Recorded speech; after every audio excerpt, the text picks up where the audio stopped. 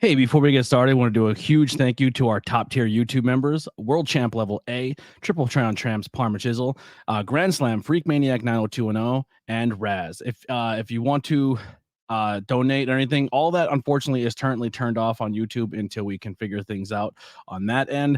But until then, we do have links below for merchandise, Patreons, and stuff like that.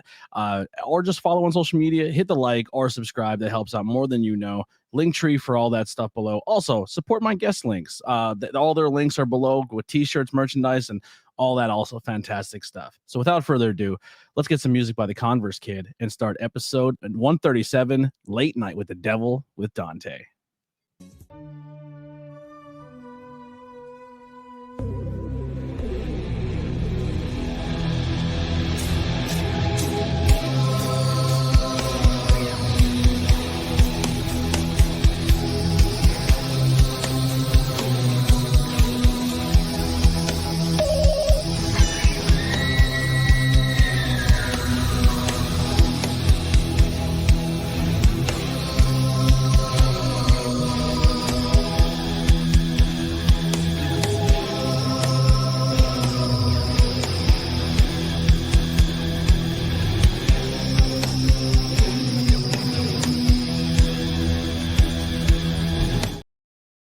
What's going on, everybody? We are live on YouTube, Twitch, and Facebook. So if you guys are all here, I will try to put everyone's chats up while we go. This format is a little different than the watch-alongs. It's still podcast format. We will get to using the chat and put your things up. So if we don't acknowledge you, please, we're not ignoring you. We love you all. Just give us a little time to talk and do our thing. But we are reviewing Late Night with the Devil for Not Cool in High School Horror, episode 137, with a returning guest, Dante Elizabeth James, one of my favorite humans on the planet. Love them so much. And I'll say this before we get started: a lot of huge changes for me. Finally landed the job I've been trying to get. I got a car, not a brand new car, but we got a car so I can drive. First time driving a car that's my own in almost 2 years. So that's very exciting, or a year, but super excited. A lot of positive things changing in my life. If you want to support the podcast, all links are below. There are merchandise. If you do want to grab some merchandise, there are a few logos that are available. I didn't post that in here. I dropped the ball on that, but there's 4 logos that rotate every month. So if you want to go grab them, there's a Fresh Prince of Bel-Air, an old WCW wrestling, a wrestling pay-per-view spoof, and then there's a 420 shirt that kind of looks like the Austin 316. A lot of pro wrestling stuff, but that all swap out on the 13th with some new logos. So we'll put that up very soon. Also, links below for my guests. Follow them on all social media, and let's have some fun. Let's bring in my guest tonight, Dante Elizabeth James. Woo! Hi guys. I'm gonna be honest. So I peeped the Instagram a little bit before you went live, and I seen the T-shirt, the Walking with Sin T-shirt. A walking sin. A walking sin, which I love. And I was wearing once because I'm a huge pro wrestling nerd. I was wearing a pro wrestling T-shirt. And I immediately ran into the room and I grabbed a Black Craft shirt. It's hard to see, but it is 100% a devil pentagram. You know what I mean? Oh, love it. We had to go full devil tonight with Late Night with the Devil.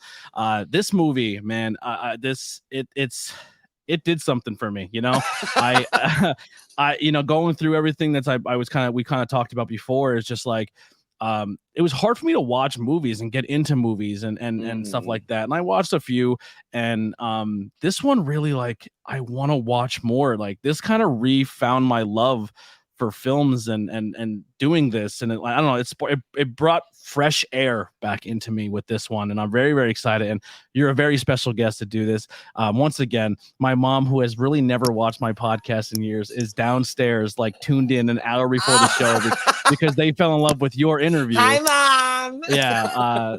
She's nuts, but I'm very excited. So thank you everyone for joining through. If you're brand new, make sure you hit that like, subscribe. And if you have any things that you want to introduce into the movie, please do so. We will put it up on the screen, and let's have some fun. But so I kind of reached out to you and I said, what's a movie you pick? And you picked this one. You picked Late Night with the Devil. Okay, because I was so curious about it, because I felt like everyone was talking about it. When everyone's talking about a movie, I'm that kind of person that I need to see it just to see what everyone's talking about. Like, I don't even care what movie it is. I watched Oppenheimer and I fell asleep halfway through. So it doesn't matter what movie it is to me. I just want to see what everybody else sees and see if it's worth the hype. So then this movie came out, and I believe like there was like, I don't know if it was true or not, but supposedly it made like 6,600 and 6,600, some kind of like all these six numbers, the opening night and stuff. And I was like, oh my God. Your microphone's banging off your necklace. Just sorry. Heads. Sorry. I think it's your chain. It's hitting off the pendant on your chain. Okay. Yeah. I got it. Just there giving we you go. a heads up. There we go. Thank you.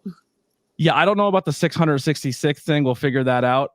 This one is interesting because this I don't know. Did this go to theater? Is this a theater release? It did. Because it was when it, I guess not in theaters, it went to Shudder or AMC Plus, which is interesting because Shudder's great if you're just really into horror niche. And if you are into horror movies and you're looking for really cool stuff to watch, not sponsored by them, but if you'd love to, I would take a membership in a heartbeat. Shudder. I mean, Shudder is hands down the best site when it comes to horror, and you can get it through like your Amazon Prime thing. But I'm gonna be honest, I don't really like the way the app is set up through Amazon Prime. You can't search everything the same way as you can on the Shudder app, and the Shudder app is still kind of wonky too. So that's my only critique. I'm not gonna sit there and praise them all. I got to give a little bit of stuff in there, but yeah, definitely a great app if you're into the horror movie stuff. Yeah, Anthony, if you want them to sponsor you, you have to say they're a great app. They're great. It ran great. Everything was great about it. You could be better if you fix the things I'm telling you to fix.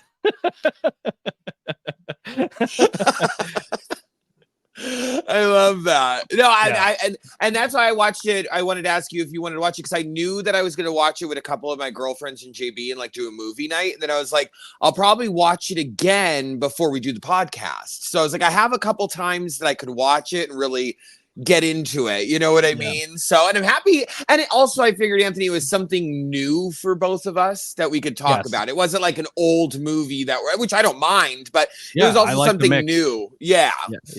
So what I really got with this is I'm finding myself as a reviewer. Obviously this content is still brand new and I'm still finding out how I want to do it.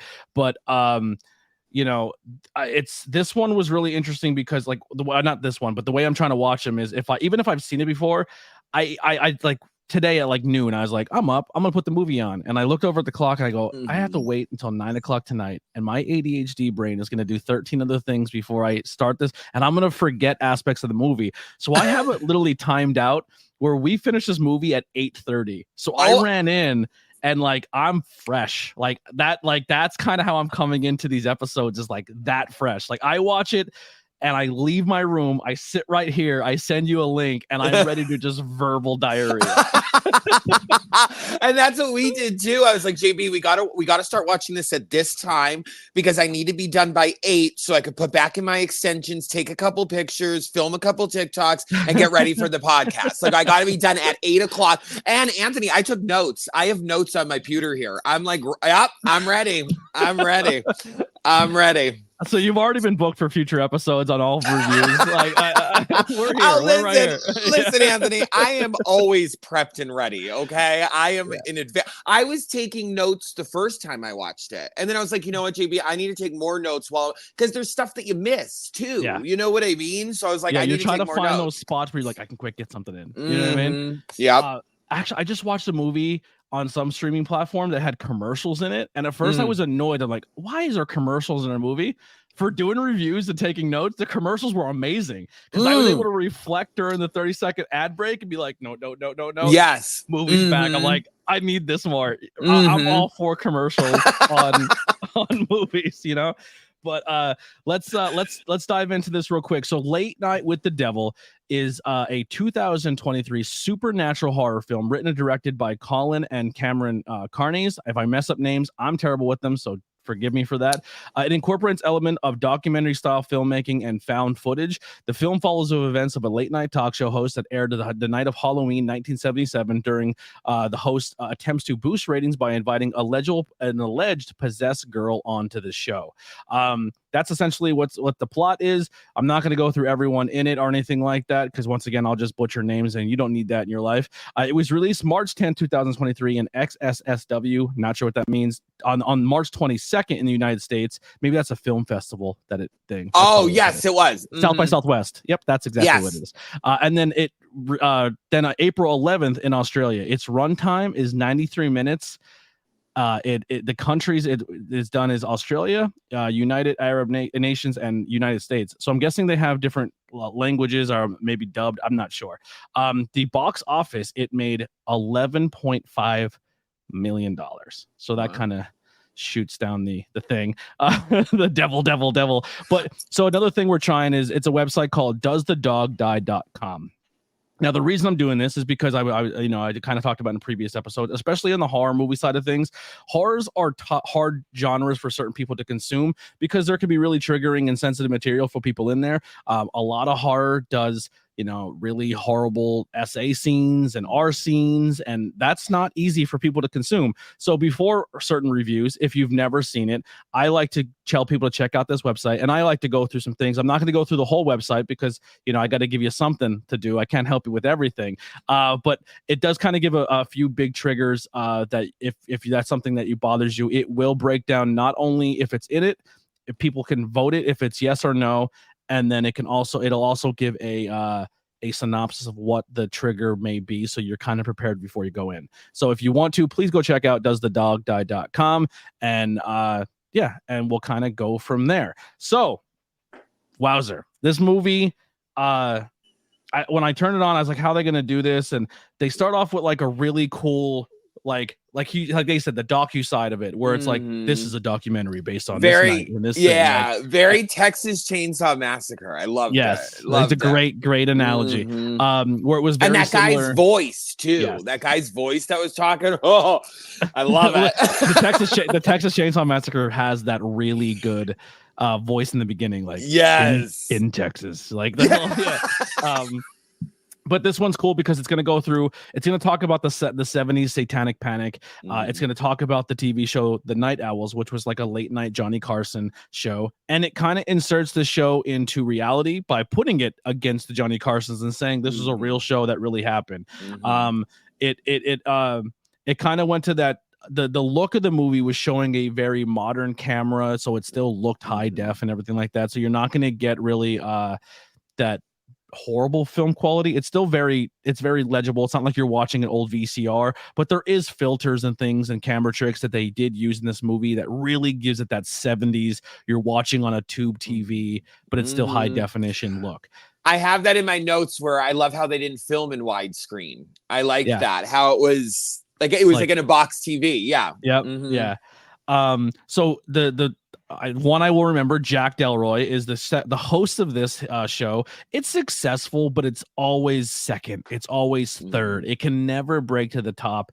And things start to kind of fall for Jack in the programming. The ratings are going down, and he has ties to Bohemian Grove, which, at the time, no one really knows Bohemian Grove. It's probably more known now than it was in the 70s, but there's ties to this Bohemian Grove, which is very culty and stuff like that. Which, fun fact about Bohemian Grove is it's weird how, like, and I'm saying this as like a member of the LGBT community. I'm kind of throwing it at you, right? Because I think like a lot of times when they would try to like blackmail or like you have to do these things to get into Hollywood, a lot of it was like gay, like they had to do like a gay act, like they like that's the thing. Oh, you would go like Reagan said, it was one of the gayest places I've ever seen in my life. It's men on men, but it wasn't so much they were into it. It was like a punishment or like a hazing. But now in like this is why right wing and scary people don't want LGBTQ rights, because then they can't use it against each other anymore. They're like, wait a second, I can get all this money and I just do what I normally do. I'm in. You can't blackmail me because it's socially accepted. That's the reason why. They're ruining Hollywood, Okay, I didn't know we were getting into conspiracy theories now, Anthony. Now, how much time do you have? That might have been a little bit of the devil's lettuce we had beforehand coming out, but that's just my stupid theory. But it's all in jokes, but there's probably truth to it. No, I would. Now that you said it, now you have me thinking. And now I'm like, wait a minute, what the fuck? That actually no, because when someone tells me something and like I could see it being true, I'm like, wait a minute. That could totally be the reason why. Yeah, it's hard to use it as leverage when it's no longer leverage, if that makes sense. You know what I mean? Yes. Real quick, I wanted to bring up something because someone said it in here and I needed to bring it up because we dived right into the movie. So I just wanted to say though, yeah. Did you notice that there was 9 production companies on this film in the beginning of the movie? I did not know. I think someone brought it up too. Anthony, there is 9 production companies, and I don't know if they're like fucking with us or if it's true or not. But we were sitting there the first time I watched it. We were sitting there. We literally thought it was a joke with how many production companies there were. We were sitting there like, is this serious? Like, is this because it was just. You know how the production companies have like ads in the beginning and they show their logo and all of that? Yeah. There was 9 of them. When we're done with this podcast, go watch just the beginning. I wonder if that's like the same thing as like there's like TKO Media is ran by Ari Gold, which is loosely based on the TV show Entourage. But essentially what they did was they all got together, all more rich people got together and became more rich. And then they went and bought like the UFC and the WWE and all these media companies and agencies and movie studios and TV studios. So it's all under one umbrella, but it's a bunch of people putting their money in to help one overall goal. And the drive-in just said it. So it's 9 different Kickstarter backers who made up the LLCs. So this movie was funded on Kickstarter. That makes so much sense. See, I'm so happy that we have y'all in the chat. Yeah, that's what I was kind of thinking. If it was 9 producers or something along those lines coming together. So as I was saying it, Drive-In's like, I'm on it. Yes, but that makes so much sense now. But we were just sitting there like, holy shit. So there's something at the end of the movie. It doesn't ruin the plot. I'll say it now. But we kind of took a screenshot of the screen here. And it says the filmmakers acknowledge traditional owners and sovereign custodian lands on which this film was made. I'm going to mispronounce this, but the Wandorian people and the Wu-Rang language group. We extend our respects and ancestors to all the First Peoples nations, past, present, and future. So was this movie filmed on Indian burial ground or like Indian land? Where did JB noticed where it was filmed? It was filmed in Australia. Okay, so I guess they're acknowledging in Australia we call them the native people. They call them the elders. So that's probably what's going on there. They probably use original. My mom's here. What's going on? Yeah, we're live right now. My mom wants to say hi. Yeah, hi. Please come on over. Sorry. So I'm so sorry. My mom's a super fan of Dante. Look at. Hi. Awesome. Thank you so much. You're awesome. All right, we're live. I know. All right. Fuck off. Bye. Nice meeting you. That's crazy to me. Anyway. First Nation elders. There you go. By the way, the drive-in said that he was joking about the Kickstarters. Oh, it might be a half truth. Yeah. All right. Yeah. So drop in from mom there. All right. Yeah. So they kind of shout out to the elders of the nation, I guess, because where it was filmed. But yeah. So back to kind of where we were. Okay. His wife then soon after the stuff with Bohemian Grove comes down with lung cancer, and she was not a smoker. Which they his wife Madeline, yes.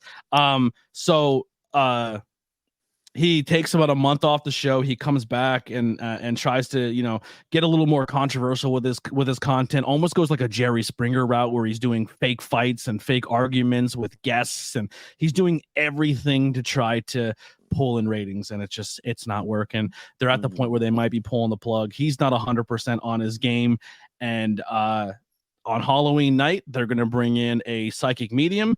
They're going to bring in a absolute person who's a skeptic who tries to debunk everything, and then they're going to bring in someone who has this book about demon possessions, and they're going to possibly bring in this little girl who went through a possession on air, which realistically is all the makings of a great late night TV show. Yes, Like, here's someone who thinks they that can speak to the dead, and then someone who's the asshole skeptic who's gonna shit on everything. Yep.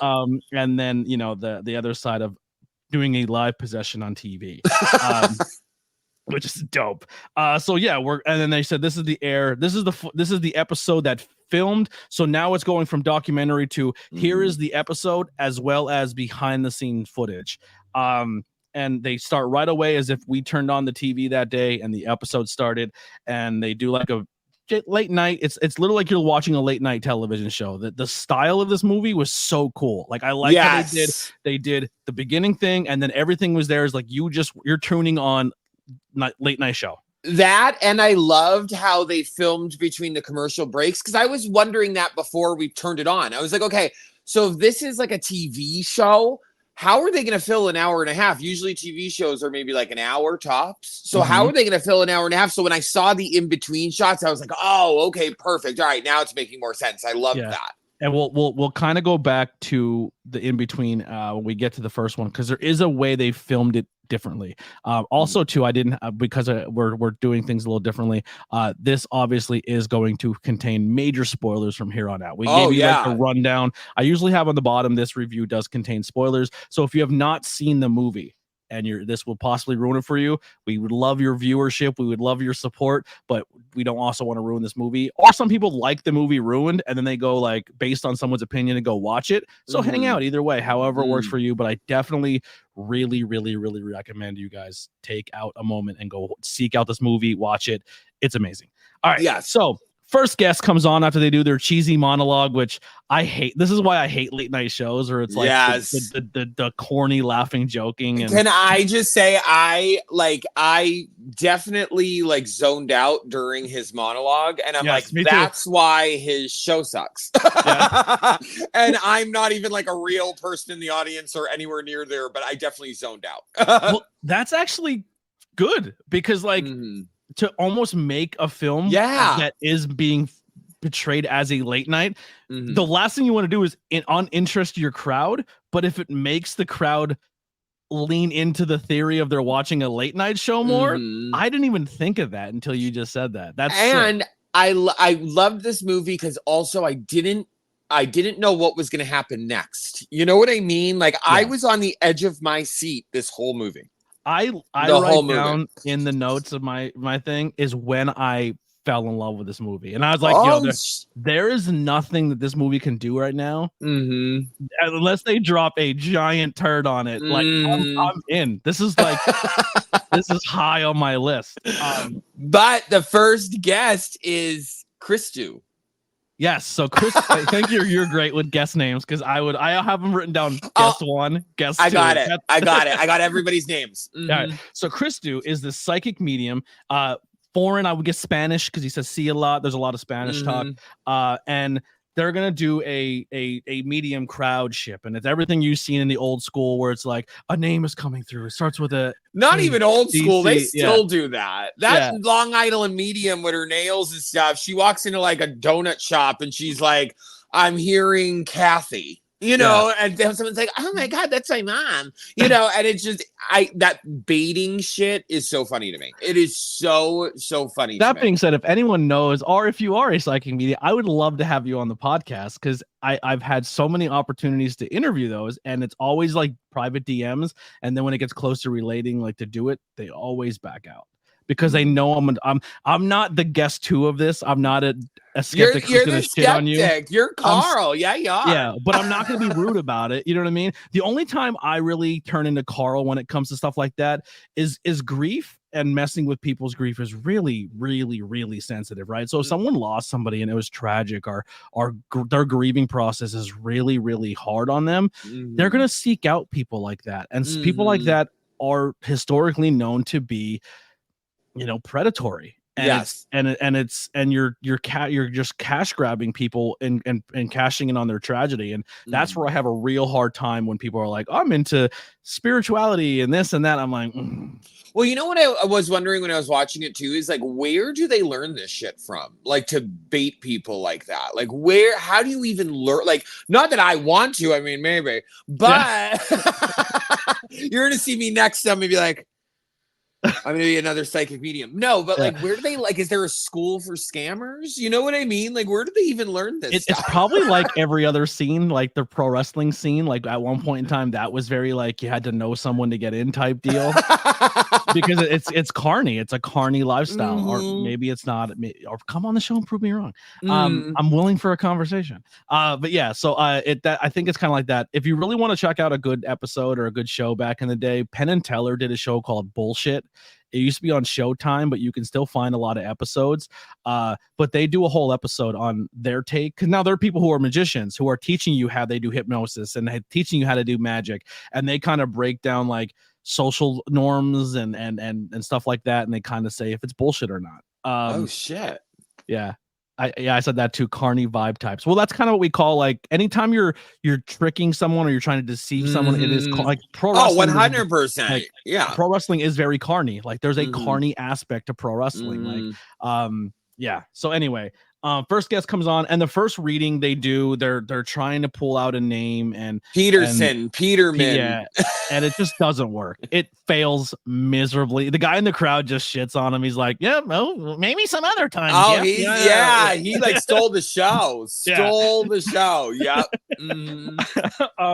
And then he tries. Like he's kind of standing there, he's sweating, he's having a hard time, and then he kind of locks eyes with a family, and he goes over and he starts bringing up. I'm kind of paraphrasing, so I don't ruin the entire movie, so you can experience it. But he kind of talks to his mother and daughter, a mother and sister, and about their deceased one and how they unfortunately committed suicide and took their own life, and like has this real deep breakthrough moment that you're like, that's nuts. Like that's a serious thing that just happened there, and everyone falls in love with him again.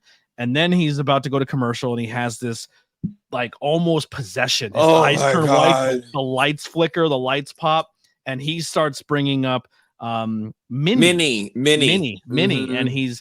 the host kind of looks like, well, and then no one's he's like, someone claim it, and nothing happens. He falls to the ground. He's visibly shaken up. He feels his sick. eyes roll in the back of his eyes head. turn that white. Was sick. They went like, and it was like, it was so crazy. I actually had to rewind it because I was taking a note at that point in time, and then I rewound it and looked at his face again more. But they go to commercial, and then this is where we have our first commercial break. Now the entire screen, they follow him backstage, almost like when you're watching a runway performance where they show them quick change and like those behind the scenes stuff. It's kind of filmed like that, but it's all black and white. So now you know the difference between what's not shown to the public and what's shown as the TV show. Like it does essentially takes the color out of the film. So now you can differentiate what is documentary style and what was aired to the people. And it's a lot of these. There's a lot of which I loved. Details. Yeah. And also, could I tell you a small detail too? Did you notice the skeleton in the audience? They showed the skeleton a lot. Did you notice the couple like dressed people in the audience? Because there's a theory about that, and I don't know if I should bring it up because I don't want to ruin anything. But should I? It's not like a spoiler, but well, if it's a spoiler, save it to the end and we can come back to that. If it doesn't, okay. I'll put an asterisk next to it. But there's so many small details and Easter eggs that you could probably on a second or third watch through. You'll pick up in these behind the scene things. Like there's a lot of like just real, like the producers, like we keep having these camera glitches. What's going on? Like there's so many, like to say them all, every single scene would be here all day because there's so much in there, but it's very fast paced. You have this much time during commercial, get your shit together, go in the back, get touched up, get a drink of water, hear all your notes from your producer, hear everything that's going on, right back out, talk to your guest for a second. Hey, are you good? 3, 2, like it's set up, fast paced, hectic. And then as the show, now it's already hectic in between commercials, but now the lights just popped.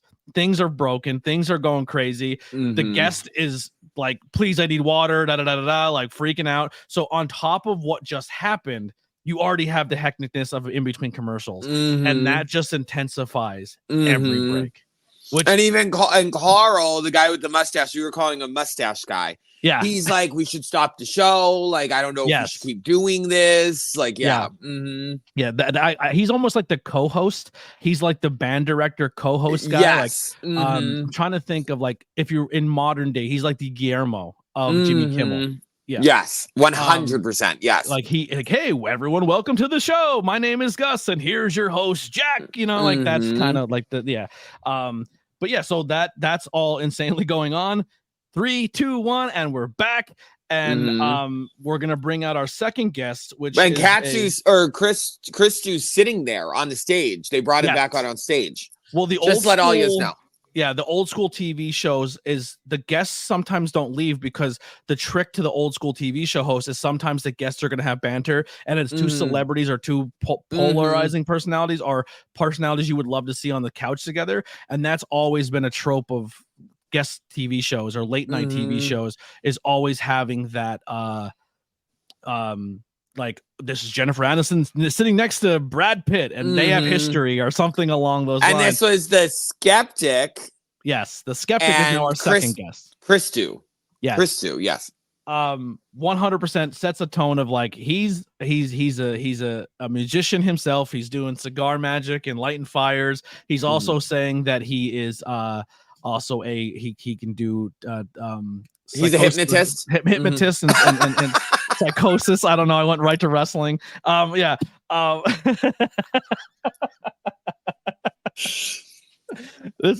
Hypnosis. This is real quick. There's a new show coming that I'm going to do. Side note, ADHD, called Blazing Buds, where me and my guests, smoke and then talk about a topic or just bullshit. I love it. This might be the introductory episode right here.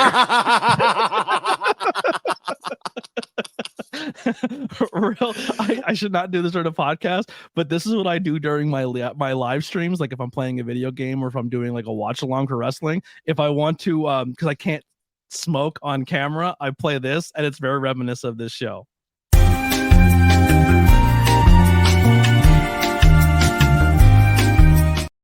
And we're back, and then I usually blow out a big smoke. I love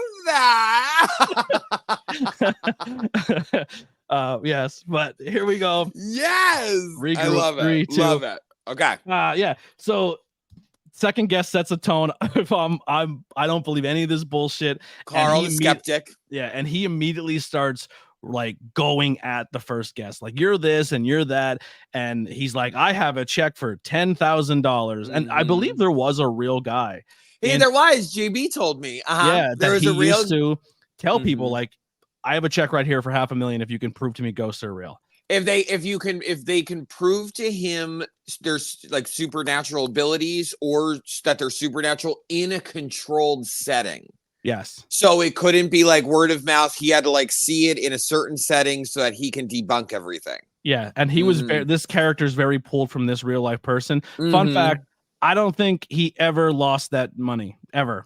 And one of the people who they always tried to put him against was the Warrens. Who the Warrens are someone who gets brought up with him, where he kind of says, like, my buddies the Warrens don't like me. Like, yeah, and he calls them kind of like trash and con artist.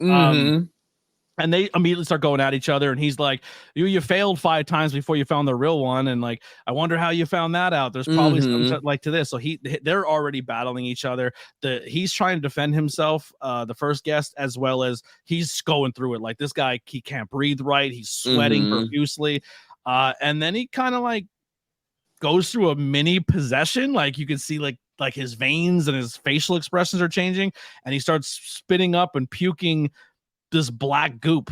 And my mouth was on the floor. I was sitting there like, because it was just like, what? Because, like, you again almost think like this is live TV. You know what I mean? Like, you're sitting there like, oh my God. Like, it was crazy. Imagine seeing that on like the world would stop if that was being aired on television. Like, and I'm not trying to jump ahead, Anthony, but then they kept the show going. Yes. You see that in the next part. They kept the show going. They rolled them out and just kept the show going. Yeah. Which, once again, as a pro wrestling fan, does not shock me at all. Like, there's historically a wrestling show where a wrestler was supposed to rappel from the ceiling during a pay-per-view. You know how much money's involved in pay-per-views. It's not just a live TV, it's pay-per-view. The wrestler's cable broke. He fell from the ceiling, hit the ring post, and died in the ring. They brought out his body, took him backstage, and sent out the next performer to go out and perform. Like, there's blood in the ring. Like, so like you're saying, like, the show must go on. Like, yeah, really happened. Right? Yeah. And listen, can I also just say this? If I was a damn audience member, I would have laughed. Like, if I was an audience member in this movie, I would have, after that, I would have gotten up and left. I don't want to see the weird girl. I don't want to see the psychic. I'm done. You're the one who survived. Exactly. That's right. That's right. Fire. That's right. I'm going home. I'm going home to where it's safe and where my things are. You can stay there and play with the devil. Yeah, you're getting the next day interview. Like, I seen that and I was like, roll the credits. I'm out. And they're like, everyone died except you. And they're like, because they're dumb. They're dumb. And I'm here. Like. Yeah, I love it. Wait, also real quick, I wanted to jump in. James Randy was the one, and it was $1 million to drive in said. So I guess the guy did get proven. No, he didn't. He I don't think he ever gave the check away for the $1 million. Oh, I don't think anyone was ever able to control it or prove it to him. But yeah, so do you have a moment in your, like, growing up or even in modern time where something so crazy happened on television that, like, everyone tuned into it, like, or like they talk about a moment where, like, the like they could say this moment happened and the rating spiked? Like, do you know one off the top of your head? 9/11. I mean, yeah, that's breaking news. The one for me is the UFC. Never forget, they weren't lying. that definitely got a ratings boost that day. Okay, but you mean like on TV, as like in like a show or like okay, let me think about it. You do yours. Let me just so the Ultimate Fighter season 1 of the UFC, the main event, 2 guys went out and just beat the shit. Like, they were bleeding and just like it was like a cinematic Rocky movie where everyone was like, you're never gonna believe what's on Spike TV right now. Everyone in. And by the beginning of the first round to the 5th round, like, the UFC was born. Like, there was no stopping it. Like, that was the catalyst that, like, launched the UFC into what we now know as, like, the #1 sporting company in the world. And it happened during like, they had like a reality show, like it was called The Ultimate Fighter, and you watched like the real world. They put a bunch of hyper testosterone men who are gonna fight each other for money in a house with alcohol, and you can imagine how terrible that was. 100%. Hyper toxic masculinity. Oh my God. Overflowing. Overflowing. Trained fighters. So the show already is a hit in that aspect alone. But then the season finale, they go out there and put on like a movie Rocky style fight on. And I just remember, like, everyone's like, I didn't even know what this was. And like, people are calling each other, like, get on this app, get on this show, like, watch this now. And it was like, that moment essentially blew up what we now know as this sport. And it was great. It was like that's the only time I can really remember, besides like everyone saying like OJ and all these crazy breaking news things. But like, that's when I remember people like really like all turning in their TV at one time, because it was just insane what was happening. Well, for me, it's a little different. And maybe this doesn't count, but probably like the Real Housewives for me. Okay. I never had a moment where I'm like, dude, turn on. My bro never told me. I never had a time where I put on a pro wrestling reality series where they fought each other either. This is why the differences are amazing. We get 2 different phone calls.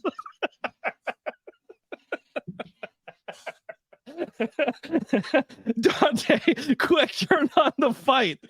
No. Teresa Giudice is flipping a table right now on the Real Housewives of New Jersey. Like, get out of here. I don't want to see men fight and be gross. Yeah. Fair point. Fair point. I'd rather watch women fight and be beautiful. Yeah. So and we're back. So this dude not only pukes all over the second guy, the second host, but also he the throw up on the camera was the coolest scene. One of my favorite movies. Like he literally turns, looks at the camera, and just spray projectile bombs. They take him backstage, they get him taken care of, they go to a break. Once again, it's another situation where it's just panic. I couldn't even really remember, like I didn't really write even a lot down of the behind the scene footage of the second guest because it was actually, no, I do have some stuff. So behind the stage, it goes black and white again, and everyone's scrambling. Like it's like dude just threw up all over the place. People are trying to clean up, everything's going crazy. Then they're talking about well, I'm sorry, rewind because we went crazy there. He actually admits to the skeptic guy. He's like, I'm going to be completely honest. When they said Mimi, that is a secret name that I used to use for my Minnie. Yeah, it was a secret name I used for my wife. And then he's like, well, then you set all this up. This is a whole tactic to try to make me lose my money. Da da da da da. And like I said, it's even this dude's throwing up and he's immediately like, I can disprove it, and he's trying to extend the show, and they're trying to put it to commercial. I know y'all love this skeptic. I have so many times in my notes, shut the fuck up, Carl. Shut the fuck up, Carl. Like, just stop, Carl. Like, he's one of those people that you can tell can never be wrong. Like, can never be wrong. And I was just like, he was getting on my nerves. Getting on my nerves. He's like, now everything he said is legit. Like, he's like, oh, that's an old vaudevillian trick. It's called spouting, where they would drink a ton of water and they were able to control their vocal cords and their throat to spray water out and like make themselves look like a fountain. Like, all real things, 100% real things. And he does hit it with logic, but his approach is kind of dick. He's kind of a dick. Yes. All right. So we come back from commercial and we're going to go into our third guest. But before they bring out the guest, they're going to roll the footage of another thing of setting up what the guest is. So like, which, by the way, like, again, if you were in the audience and you were sitting there and watching this, I would get up. Like, what are you talking about? Like, why do you think it's a good idea? I mean, I get it. It's for ratings. Like, I get that. But like, what made you think it was a good idea to bring this chick out now after this guy was just vomiting all over the place? Like, Destiny, tell your husband hit me up. We could become friends. Destiny says, this is me when my husband watches WWE. I'm a giant wrestling nerd, so I feel your love, Destiny. But yeah, this is kind of like if you watch like the Dr. Phil, and before they bring out the real bad guest, they're like, it's the montage of like, I told my mom to shut the fuck up.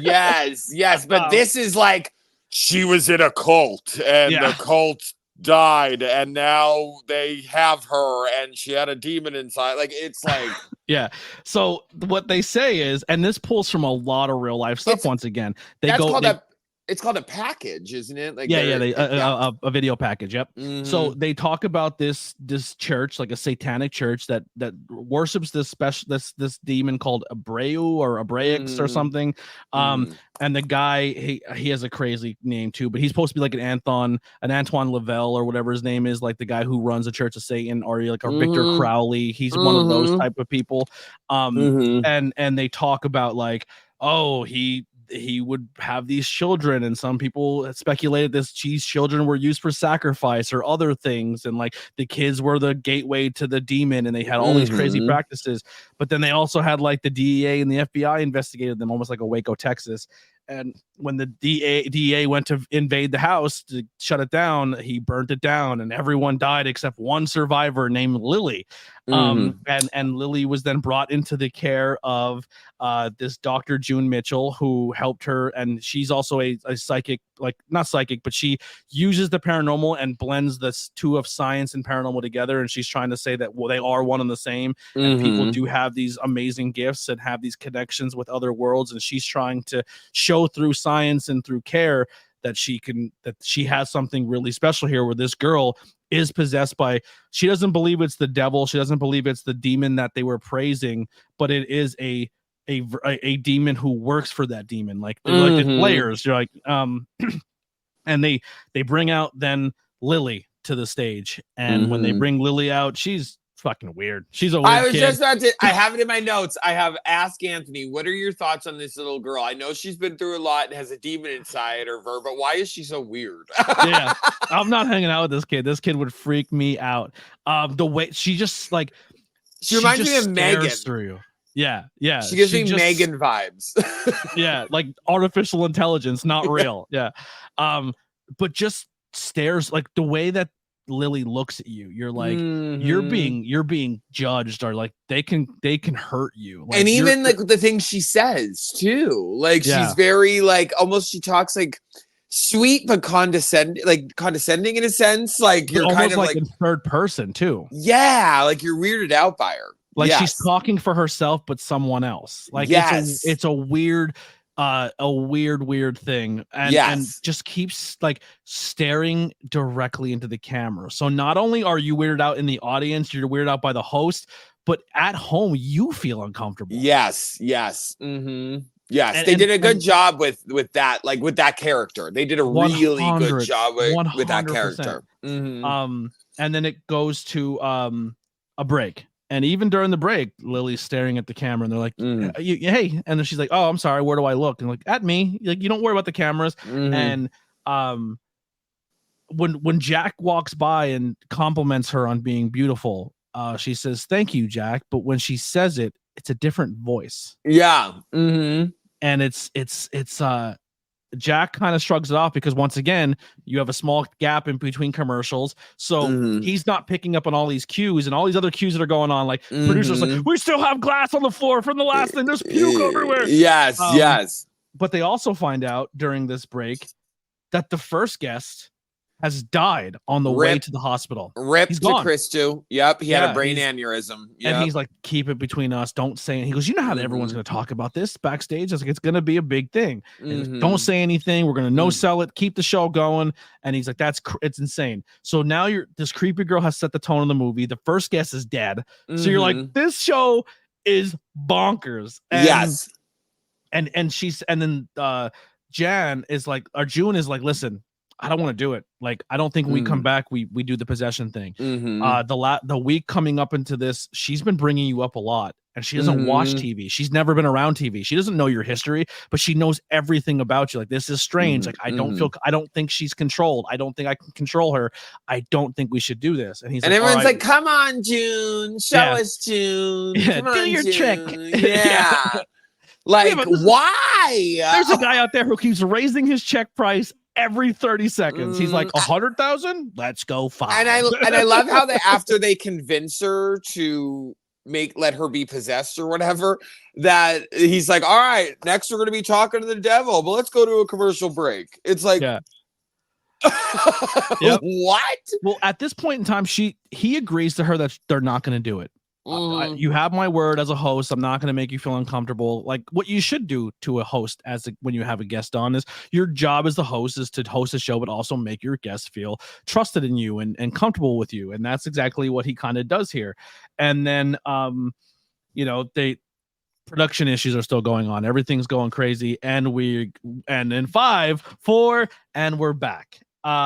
So the doctor kind of talks about her education and how she does everything. And every time she's trying to speak on what her qualifications are, dickhead hoax guest is just interrupting her. And eventually she's like, yo, if this dude doesn't shut up, we're out of here. She has her chance to speak her stuff, and she's trying to, she comes off very credible if you're watching this as a late night thing. Like, she doesn't come off as like just some girl who's taking advantage of this little girl. Like, she's saying like, no, this girl was abandoned. I took her in as her caregiver. I'm trying to help her, like the whole 9. I might have said too far there. That might be another segment later on. But yeah, but you hear her credentials and why she belongs to be there. And then going through this, they're kind of saying like there's still production issues. When she starts talking about the weirdness, in the beginning of the show, Gus, the co-host, is playing one of those like one of those instruments. I don't know what they're called, but I don't know what they're called either. but also I only through my notes too, I have poor mustache guy. Poor mustache guy. I felt so bad for him. This whole entire movie. What a sweet man. And he was just trying to do his best. Yeah. A theremin. Thank you, Witchcraft by Lily. So the theremin goes off and it's making weird noises. Production lights are going crazy. Everything is going shit on them. And the little girl in creepy little girl fashion goes, "Oh, that's Mr. Wiggles." And I call him Mr. Wiggles because he wiggles into my brain and wiggles out. And you're like, yeah, this is going to get good. So she says Mr. Wiggles is here right now. Yeah. Okay. So he goes, why I put in my notes, why did he ask her, is Mr. Wiggles in the studio with us right now? Like, duh. He's Mr. Wiggles is in her. Duh. Like, he's in here right now. He's wiggled in.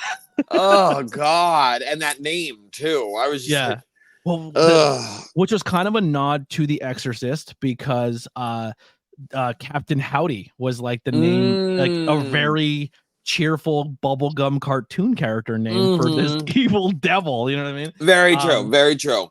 So Jack is kind of like, well, I'd like to interview him. And June is like, whoa, we just talked about that we won't do this. And then the studio audience and then show us June. And then the little girl's like, please, June, you said you want to change the world. You want to show this is real. The devil knowing your weakness and peer pressuring you into agreeing. June's like, okay. And then we cut to break. Yeah, we're going to talk to the devil, but first a commercial break. And June's like, you piece of shit. You tricked me. You sandbagged me here. Like, what the fuck? She's absolutely pissed about it. While this is going on too, this might have happened on the last break. No, actually, there's not. Just the chaos ensues there, but most of it was June and Jack talking about how she like you essentially did me dirty here. And then we're back from our break. And I'm gonna be honest. During this commercial break and bringing in the guests and doing everything they've been doing up until this point, this is the moment in the movie where I was like, I'm at the top of the roller coaster. We're about to come down now. Yes. I'm in love with this movie. Like I'm watching this and I'm like, this probably breaks into my top 10 of all time. Yes.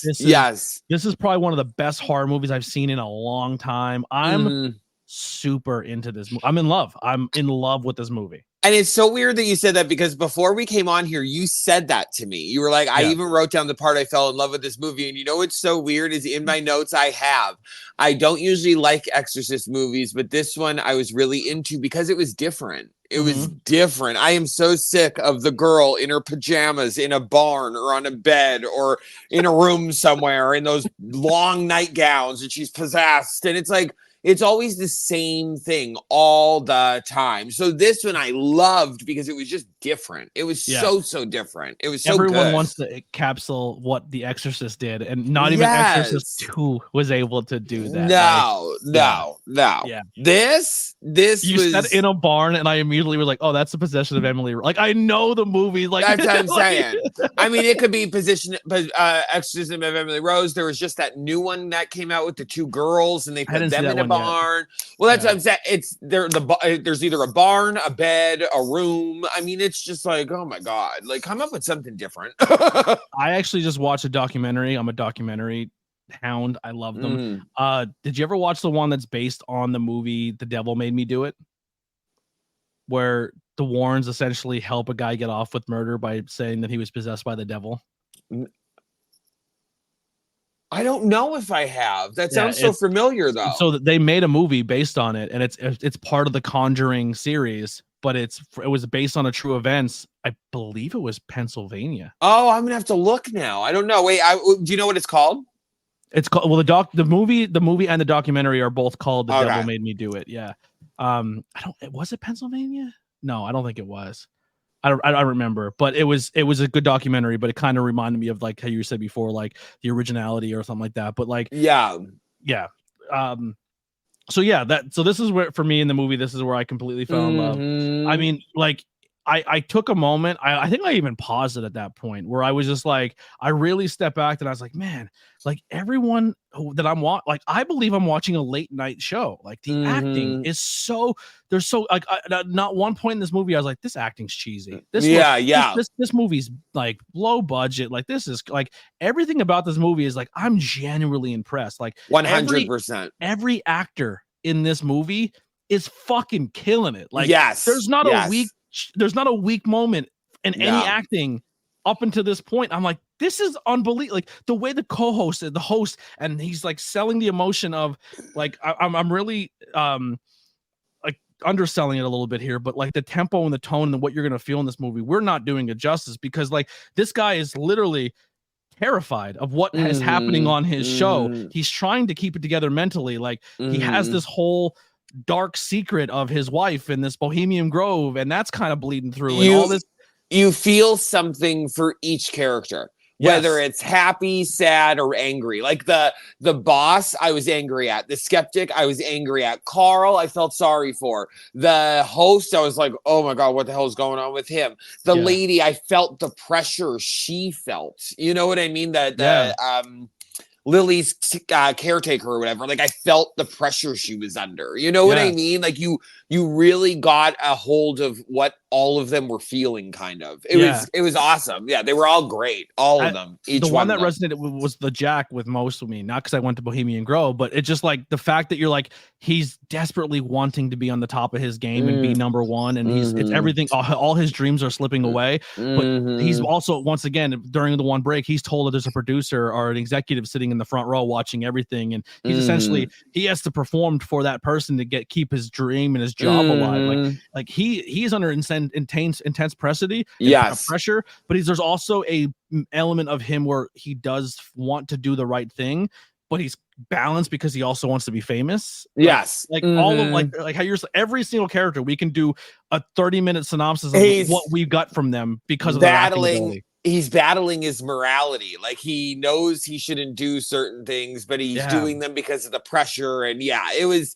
again, you felt they did such a good job of portraying and making you feel something for them. There wasn't like one like passive character where you were like, whatever, you know. I mean, of course there was background characters, but each of the main ones you were like, damn, you know. It reminds me of The Office. Like that's why I love The Office. Like even if you're not a fan of one character in Office, there's one that you fall in love with and you'll watch every episode for that one character. And that's, I think it's really hard to do with characters in movies is you make everyone feel important. Even when Christou died, the first guest, you felt bad because you knew that he was like freaked out. You knew that he didn't know what was going on. You knew that, like, you know what I mean? You were like, oh my God, this guy, like, I feel sorry for him. Like he played it so well. So well. This movie's fantastic. Like I'm like I said, I'm in love at this point. So June is terrified. She has Lily in a chair in front of the audience and she's strapped down, and you could already tell, like every possession movie you watch, you always think to yourself, like, if you're going to be the priest or the person, like you have to show no fear to the devil. Because if there's a shred of insecurity or self-doubt, the devil already has you beat. And June is sitting across from this little girl and already fears her. You could see it on her face. She like up until the moment June hit the stage and realized everything that was going on, you can tell in June's character, she's fighting back tears. She wants to break down. She wants this to stop. She's so wildly uncomfortable. And now she's about to unleash something she truly believes is evil and inherently dangerous in front of a live studio audience because she was peer pressured into it. Like that's bleeding through June in this scene. And that she doesn't have full control over. She doesn't have she's not she's not she doesn't trust herself to control it. You know what I mean? She doesn't have that trust in her that she can stop it when she wants to. And you can tell that, you know. It's wild. So then when you talk about this, I know you're going to talk about this next, but this little girl also played it great. Well, you want to jump in? Yeah. Oh my God. She was so good. Scene. When she what was the lady's name? June. June. Dr. June does the like hypnosis on her, or asks to talk to this demon. and from the girl's head drops with her hair all in front of her face, and when she lifts up her face, and I loved how they did her makeup. Like, I love how they did the special effects makeup, because they didn't make it look cheesy. You know what I mean? Like, they didn't distort her face too much. It kind of was like a little bit distorted, and it has like the slits in it and the cuts and like all of that, but it wasn't overly done. It was believable. You know what I mean? Like, it wasn't like blah. And I thought there was a small prosthetic on the nose. Like, I felt like the nose changed a little bit. Like, there was certain aspects of it that was changed, like her eye depth or her eyebrow. Or her something. face was like more masculine. It was, but not like by like a scotch. Yeah. Like a scotch. It was perfect. And then she's just like, she lifts her head and she's just like, you know, like not like that, but you know what I mean? Her eyes are like, you know what I mean? Like, she's very, she lifted up and she went, I woke up again. Could you imagine? No, but she does wake up, and the first person she goes to is Jack. Yeah, she's like, where's he at? Oh, well, like, it's almost like Mr. Wiggles isn't aware where they are, but like they're playing. Because here's the crazy thing: when you watch demon movies or devil movies, it's almost like they're always messing with you, the watcher. Like, are they invulnerable, or do they know what's going on? Are they playing into you? Like, where am I? Where am I at right now? Like, am I here? Am I here now? Like, it's almost like they were controlling the lights, but now don't know where they are to make you feel, almost to give you a shred of your own power to like, okay, they're not aware, so I have an upper hand a little bit. Like, they don't tip their cards. It's genius. I love it. I'm so like I said, I'm into it. And like you said, immediately goes for Jack. I haven't been here the whole time. You know what I mean? Like, oh my god, are we in a TV studio? Oh my god, surprise! I'm on camera. It's almost like when you're getting tea out of somebody, right? So if you're confronting someone who's lied to you, and you have the information of the lie, if you come into the conversation and go, hey, I know everything. I've known the conversations. I could tell you the time, date, location. You almost pit them into a corner where they're like, either they deny to the point where you no longer, at the point conversation was pointless for you at all, or you kind of want to make them squirm a little bit. Like, hey, where were you at the other night? And then you kind of give them the leeway to see if like how much they tell you, because they still feel confident in what they believe. And that's kind of what the devil's doing here is like, where am I right now? It almost like it sets a lower bar so you feel like you're superior for just that moment. But like they know everything at this point, and they're slowly gonna pull it away from you. And then that's when like we said, that's when they went for Jack. And the one thing I noticed about this is they were talking to Jack almost like they had this. That's the thing. That's where I just put this together. Now they were talking to Jack though, like they've known Jack forever, and also like had this planned. You get what I mean? Like, so now it's like, where am I? Am I in the TV studio? But oh, hey Jack, how are you? Know what I mean? Like, it's great to see you again. Yes, we met in the wood. We met in the woods with the tall trees. Remember, Jack? And JB said that. JB goes, I bet the demon's gonna bring up the trees. And like 2 seconds later, he's like, yeah, remember the trees in the woods? Yeah. And now everyone's kind of like, well, what's going on here? And Jack is like, oh shit, like this got real. You know what I mean? But yeah, by the way, you're the first guest who like broke down the scene for me as well. So appreciate that. I'll do that anytime. The chemistry's amazing. I'll do that anytime you want. I mean, you're doing great at like leading us. I love it. But yeah, I'll do that anytime you want. But that scene was so good. Like, so good. So at this point too, real quick though, because you were sitting there the whole time, like, what is gonna happen next? You're uncomfortable. You know what I mean? Like, oh my God, it was so, and that's why I could see why you fell in love and like realized this movie was like awesome, is because that was the moment you're like, what is going to happen? What is going to happen? It's like a ticking time bomb. You're like, are they going to do this? Are they going to do that? Or are they going to do, like, it was, whoo. Well, that's honestly the beauty of cinema or art, any type of art. If you go into something with the mindset of like, and I kind of like, like I said, going into this, I didn't have a mindset where I was enjoying cinema that way, where I couldn't pull myself out of my own bullshit to let me enjoy the movie. Because when you go into a horror movie, if you go into a horror movie like, I'm tough. Nothing scares me. You're not going to enjoy it because you're not immersing yourself into the content you're consuming. Anytime you put on a piece of media, whether it's a podcast, whether it's something, if you have to kind of go into it, if you go into it like, I'm going to find every way this thing sucks, you're going to find every way like this the thing skeptic. sucks. Yeah. Don't be that guy. But yeah, so, I have that. Oh, go ahead. Yeah, but this movie like broke that out of me, and I physically felt it being like I was possessed, like I was being duped. Like it's almost like you got by a magic trick. Like it's like, oh, that was fun. Like I'm having a good time being duped. You know what I mean? Like this movie's invoking feeling. Like what are these feelings? I'm not supposed to feel them. Yeah.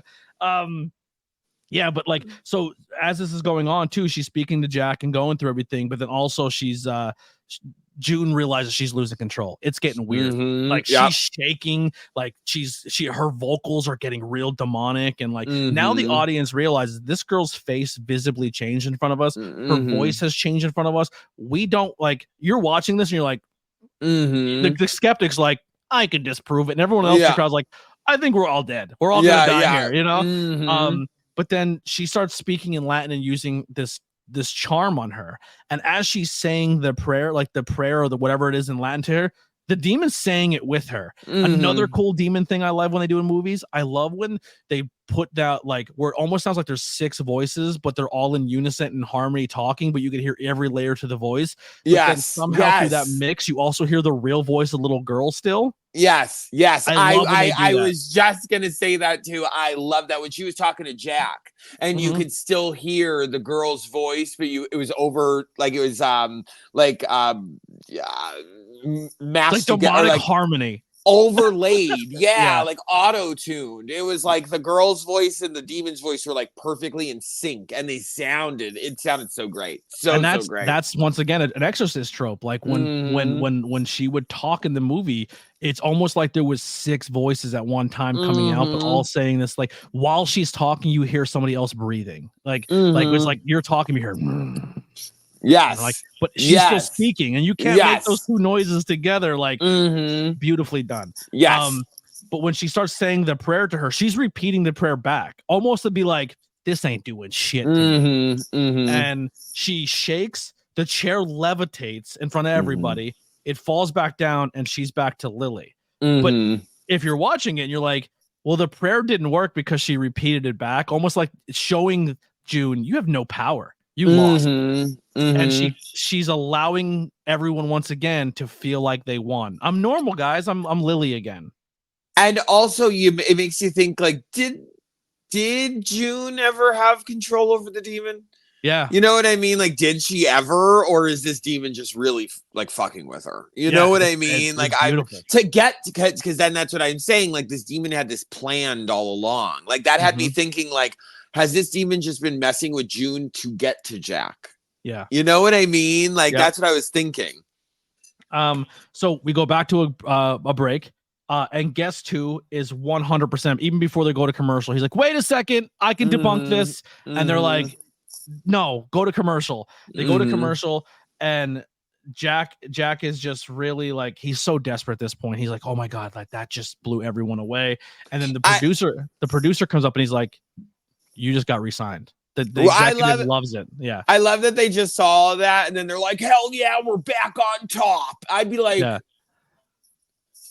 did you just see that chair lift up from like, and they want to, I don't know if this is yet, and I could be jumping forward, but they want to make this into like regular segments. Yeah.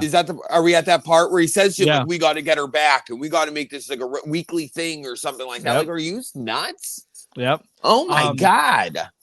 And then the guest 2 is he actually, in one of these breaks I thought I wrote it down, but I didn't. But at one of these breaks too, guest 2 is like, he goes up to the family and he's like, well, did they take notes about you? Like in between every break, he's trying to decipher everything. I missed that the first time we watched it, and I saw it this time. And I was like, because in my notes I had, from the first time I watched it, I had like, oh, I bet like either he's related to those ladies or he knows them somehow or something like that. And then that's why I love, like we were talking about before, when you watch it a second time, I'm like, oh, I caught that. Because the first time I was probably taking notes. You know what I mean? But when he goes up to them and he says like, And they say, yeah, a lady came up to us in the lobby and was asking us questions. And actually, it was that lady that came out and helped him when he started vomiting. And she goes, actually, it was that lady that came out with him. And that's when you figure out, when I go back and rewatch it, I didn't know a lady came out to help. Oh, yeah. So I have to go back and rewatch. Did I not see a woman come out and help? When he started throwing up and she came out from the back, she had like on glasses and her hair was up and she was wearing like a skirt. She was with him. Like that was maybe his assistant or his wife, or I don't know. But they said that she was talking to them in the lobby. Okay, got you. So I thought there might be another play on this lady makes a return again. Like, so I'm looking for this creepy lady and it doesn't come. But yeah, so this is all going down and guest 2 then learns about the death of guest 1. And now the producer is just like the other guy before the last break too. Like Gus is in full blown like, yo, bro, you're at a point where we're about to quit. We're about to leave you. Like if you go and do this demonic thing on your show, like I'm out. Like you're messing with things you have no idea what you're messing with. Like, and then he finds out when he comes back, 3 of his crew members quit. You know, people are leaving, but you renewed. You did it. You hit your goal. You allowed the craziness to go through, and you know, and you hit your goal. Like you sacrificed your character, but you hit your goal, brother. You did it. Congratulations. Almost like everything he's strived for is coming together, and it's at the expense of like possibly everything. Yes, like the drive-in said, her chair lifted last week. June, can you get her head spinning? Like it's like it's crazy. And he says to his producer right as they're doing the countdown, like 3, 2, back to you. He's like, did you hear her voice when she talked to me? It sounded like my wife. And he's like, don't let that in your head. Get back out there. So he's once again, he has to gather himself, collect himself, play a host, and not be himself, because like spoiler alert, when you see most of your people on TV who host late night shows, who they are on and off camera, like, oh, I know James Corden because he's probably not like when people found out Ellen sucked, you're like, how? TV, she's amazing because she's she's playing being an amazing person on her morning show. But you could see like his transformation every time you hear 3, 2, he like wipes himself clean, but you can still see it in his eyes, but he's like, and we're back. And you know what I mean? Like so now he's back and he's interviewing Lily now about, you know, the trance and everything she went through and how she describes it. And she's in the middle of describing what he goes through. And the skeptic goes, may I please prove how this is all bullshit? And you're like, this fucking Carl doesn't give up. Yeah, Carl sucks. So Carl says, oh, you know, I need a guest. Thanks, Gus. And then grabs, so that they're about to close the show. The show's about to end here. Like that was the plan, at least. This is the ending of the show. Lily says, so where are we going now, Jack? And he's like, well, we're going to say goodnight, darling. Like we're going to close the show out. Yep. And Gus essentially gets hypnotized. And he's like, not only do I want you to pay attention, Gus, I want the viewers at home. I want everyone in the audience. I need a close up on the camera. And and then he's, you know, and you're once again, you have this feeling of like, oh, we're gonna watch Jack get hypnotized. This is gonna be fun. And Jack's like, sorry, man, this whatever you did didn't work. And he's like, I'm gonna snap my fingers and you're gonna be under my control. And he's like, whatever you say. And he snaps his fingers and he goes out. Now we've all seen these videos on TV and on YouTube. You're like, I've never been hypnotized. I don't think I would allow someone to do it just in case they can. But like a part of me is like, is this real? Like, can you do this? But I want to experience it, but I don't, because you're not gonna have me run around naked. Like I'll once I come out of it and I see myself, I'll move your ass. 100%. And he goes to hypnotize Carl, and like poor Carl. Like, again, mustache guy. I feel bad for him. Like, he has a whole family, you know, and all he wants to do is get the hell out of there. Now he has to sit there. And again, the pressures of doing live TV. And even Carl was his name's Gus. Carl to Gus was like, are you comfortable? And Gus was like, I guess. Like, he gave like a sigh, like, oh, I guess, you know, like, I don't want to be doing this, but here I am, you know. So he immediately says, your neck's bleeding. And he goes to feel his neck, and he tells him he has a fear of worms. And Carl's like, how did you know that? But almost like, do I? wait, I do. How did you know that? Almost, Mhm. and you're like, oh, he got him. So you watching it are like, oh, this is gonna be awesome. And then he Mhm. starts pulling real worms from his neck. And then you're thinking to yourself, okay, this movie the entire time has shown me from the view of the TV camera. Mhm. So are we now seeing through Carl's head? Did this movie just put us in a different light?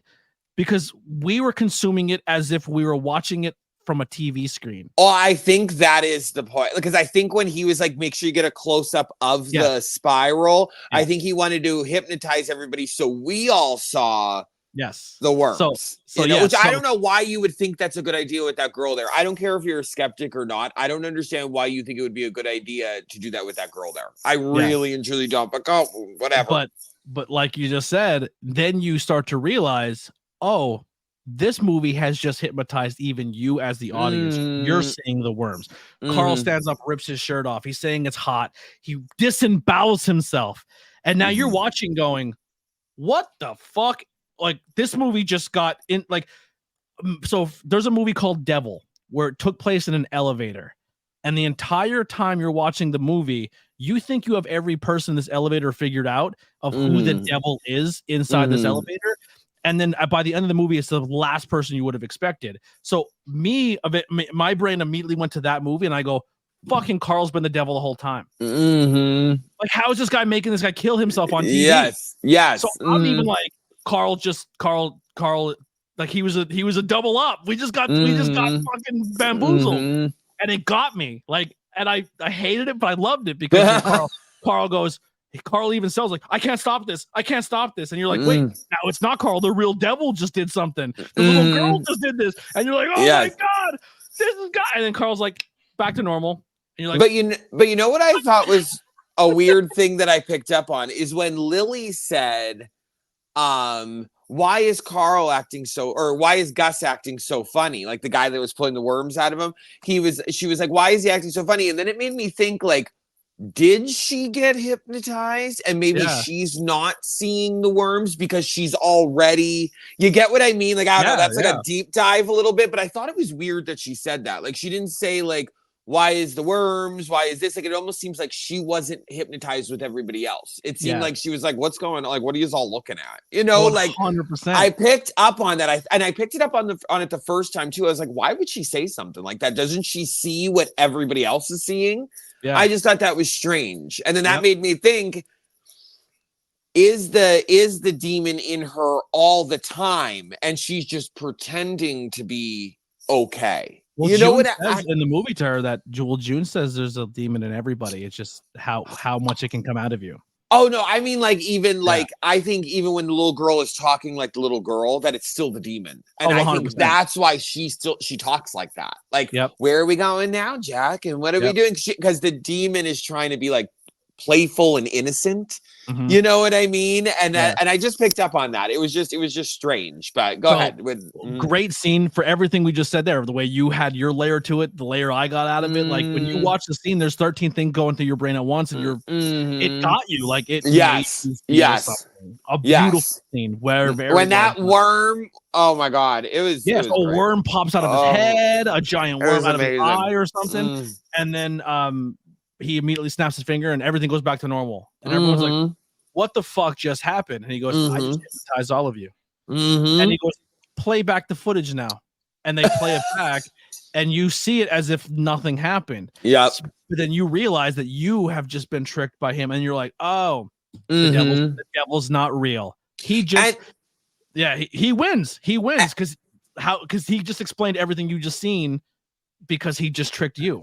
And you know what I was thinking too was him panicking, like not being able to stop it. Was that part of the hypnotism? Yeah, you know what I mean? Like because when they went back to it, I think because he was just sitting there then, so he wasn't freaked out or anything. It was almost like because then I don't want to jump too far. Go ahead. Well, I think that's his trick too. Is he wants you to show the genuine fear that I can make you feel, and then when you think I don't have control, I always do. Yes. He's being his own. He's being his own deity. He's his own God.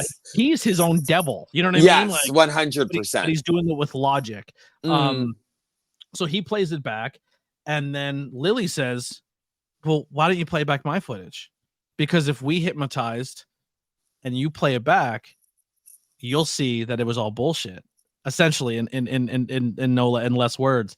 And June's like, no, don't play it back. And they're like, play it back. I was and like, June, run, run. So when they play it back, it's all legit. But also during the one production glitch, Jack says, wait, stop it, slow it down, frame by frame. And in the one scene is his dead wife. It was Minnie. And then this skeptic is like, told you this has all been bullshit. You guys are in this so deep that I can't even figure it out. And he loses his mind. The set goes fucking crazy. Lily stands up and her head opens up and fucking bonkers shit's going on. Gus stands up, another call to the exorcist. The power of Christ compels you. The power of Christ compels you. Now, right before he gets hypnotized, his one line he says to the Carl is, whatever you do, just don't have my head spin. My wife likes my head where it's at. Yeah. And Lily immediately snaps his head. Spins his head, kills June. Her throat gets slit. And also explain what's going on here. Lily is standing here with her head split open with like light and electricity. It's the wildest thing you'll ever see. Yeah. Almost like something's trying to break out of her. But it's just the light and energy of it. Her eyes are yellow. She's like levitating. she's almost like going, like she's almost being powered through the electricity. But then you also don't know, is she going into the TVs to like, you know, it's a wild scene. There's so much going on. The crowd is running for their lives. People are panicking. Jack gets thrown across the set.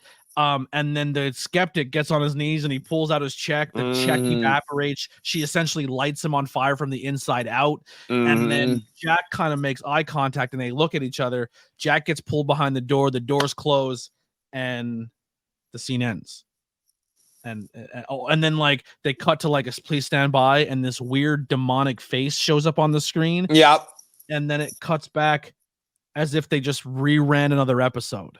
And now once again, we're like, wait, if this was a TV show, now we're not in TV, we're not in documentary.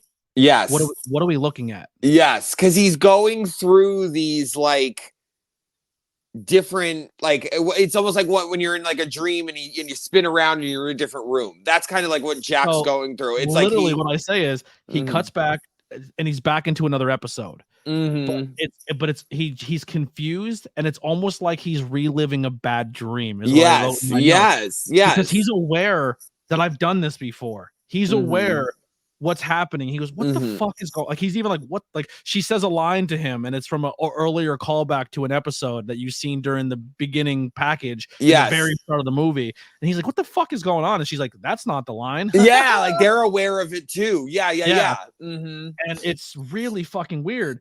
And it shows like, then it kind of leads into his sacrifice that he went to Bohemian Grove, and then then it cuts like he's the guy who ran the cults there, and he drinks the blood in front of the owl, and he's going through his sacrifice. Then it cuts back to his wife on her deathbed, and she's like, you sacrificed me for your success.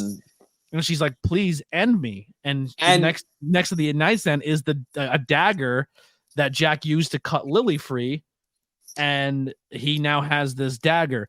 Now, the whole time I'm thinking of this still, I'm still like, am I hypnotized? Like, how are they showing this to us? Like, because you have no trust in this movie, because once the hypnotizing scene happens, now you question your own reality. What this movie's showing you. Because there's movies that lean into the devil occult stuff, and then by the end, it's like, it wasn't the devil the whole time. It was just your own mental health problems. And you're like, fuck you. Because I remember when they said, the one thing I wrote down in my notes was like, what did you have to sacrifice tonight? Is what they said to Jack. Like Jack's, or he signed, it was like there was another scene in that like dream sequence where he turns, then he's like at a desk. And he's signing a contract, and they're like, Jack, what did you have to sacrifice tonight? And then you realize that, oh, it was Minnie or Madeline or whatever her name is. And in my notes, I put like, damn, like he sacrificed her and his show still didn't get popular. You know? Yep. Not to be mean, but like she died for that. Like Yep. that's just like God damn, what a raw end of the deal. You know what Yeah. I mean? God, Well, she died and the show still sucked. well, it's kind of like the Twilight Zone, right? Like when the one guy, you know, he says, I want a perfect life. And then in the episode of Twilight Zone, he goes gambling and he can never lose. Everything in life just works for him. Everything's perfect. He never has a moment of failure, never has a moment where he feels like he's behind the 8 ball. And, you know, that was the devil's trick, is like, yeah, I'll give you everything you want and you're going to hate it. So like he sacrificed his wife and he still had to go through all this. And he's like, I'll give you the greatest show you ever have. Unfortunately, it'll also be your last. And this is yes. And it's almost like those, is it like a gift of a magi kind of like, okay, I'll give you what you want, but I'm going to give you a key to a door, but I'm not going to give you the door. Like one of those kind of things. Yep. And I also put in here, like, this is where I could say my little spoiler, something that you could look for next time you watch, is when he's going through that dream sequence, you see the skeleton, the Frankenstein, the ghost, all when he's drinking the blood and doing that thing. And there's a kind of like a conspiracy that the skeleton and the people in the crowd were people from the Grove, making sure that this all happened. That's why they're not there. They don't move. That's why they kind of like don't, like, you don't see them moving a lot or anything, because JB said it's just like a conspiracy. But when you think about it, it kind of makes sense. They were all there. And they're the only one. There was only certain people in the audience that were masked, and that was the skeleton, the ghost, the Frankenstein. I think there was a witch, I think, too. Yeah. They were the only ones that were masked in the audience, where you couldn't see their face. Yep. So I was like, that's interesting too. That's an interesting theory. Yeah. So when he takes the dagger and he stabs his wife in the chest to finish the sacrifice, and as he's stabbing her, I immediately was like, oh, I see how this is ending. And I say it, and it happened. Screen cuts back. He's in the studio. Everyone around him is a bloody mess. The sirens are pulling in. The cops are on their way, and he has stabbed Lily in the chest. He essentially was the final blow. He's the only surviving person. Alert. Yeah, he's the only surviving person on the set that night, and he's probably going to go to jail for the rest of his life, and he's never going to be able to mentally defend himself. He just had he had a psychotic break on national television, and his credibility, his mind state, everything about anything that ever comes out of his mouth again will never be taken seriously. Well, and I wonder too, because they said that they left it open-ended like that to like do your own interpretation. And I sit there and wonder, like, okay, well, did she actually get super possessed by the devil and he actually did save the day, but to everyone else he just went crazy? So it's kind of like when a celebrity goes crazy. Yeah. If you ruin their character, no matter, like Britney, we will always see Britney in a certain light. Like, unless you're a super diehard fan, you love her to death, you have a different bond to her, but the rest of the world sees her as a girl who shaved her head, got crazy, and never came back. Yeah, true. So did she make a sacrifice to get her fame? And then part of her sacrifice is we gave it to you, but now for the rest of eternity, you will never be sent mentally you ever again. That's a good way to think about it. So that's kind of how, when I seen this movie, it's like when you make that deal for fame, there's going to be things that come with it if you're not willing to do it on your own, and you're going to get for outside help. Yeah. And I think that's why also he felt so pressured to keep doing the TV show.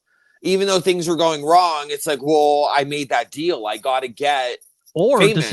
Does he think he's doing the work to get it done, but doesn't realize that no matter how hard he works, that the deal's already been established? Like, does he then realize, like, shit, all of my hard work of me thinking I accomplished this without the deal, now the deal, you know what I mean? But then he realizes that same night is like, oh, it had nothing to do with my hard work. Like, this was going to happen regardless. Yeah. I now just lost everything for this one moment. Like, he got his 5 seconds of fame, and now he's going to go down in history as this giant shell of himself. I'm not gonna lie, I do wish that they would have shown a little bit more. Like, I know that's gonna piss off some horror movie buffs and fans. I love how they left it, because we're talking about it. Yeah, I know, but I wish they would have just gave us just a little bit of just like some, like him sitting in an asylum. Well, yeah, God, the devil did it. Something as to what happened in those seconds. Was he hallucinating? Did anything happen at all? Were they just sitting there and he just went nuts and, just like a little answer to something? I do like the open-endedness, and I guess I get why that's appealing to people.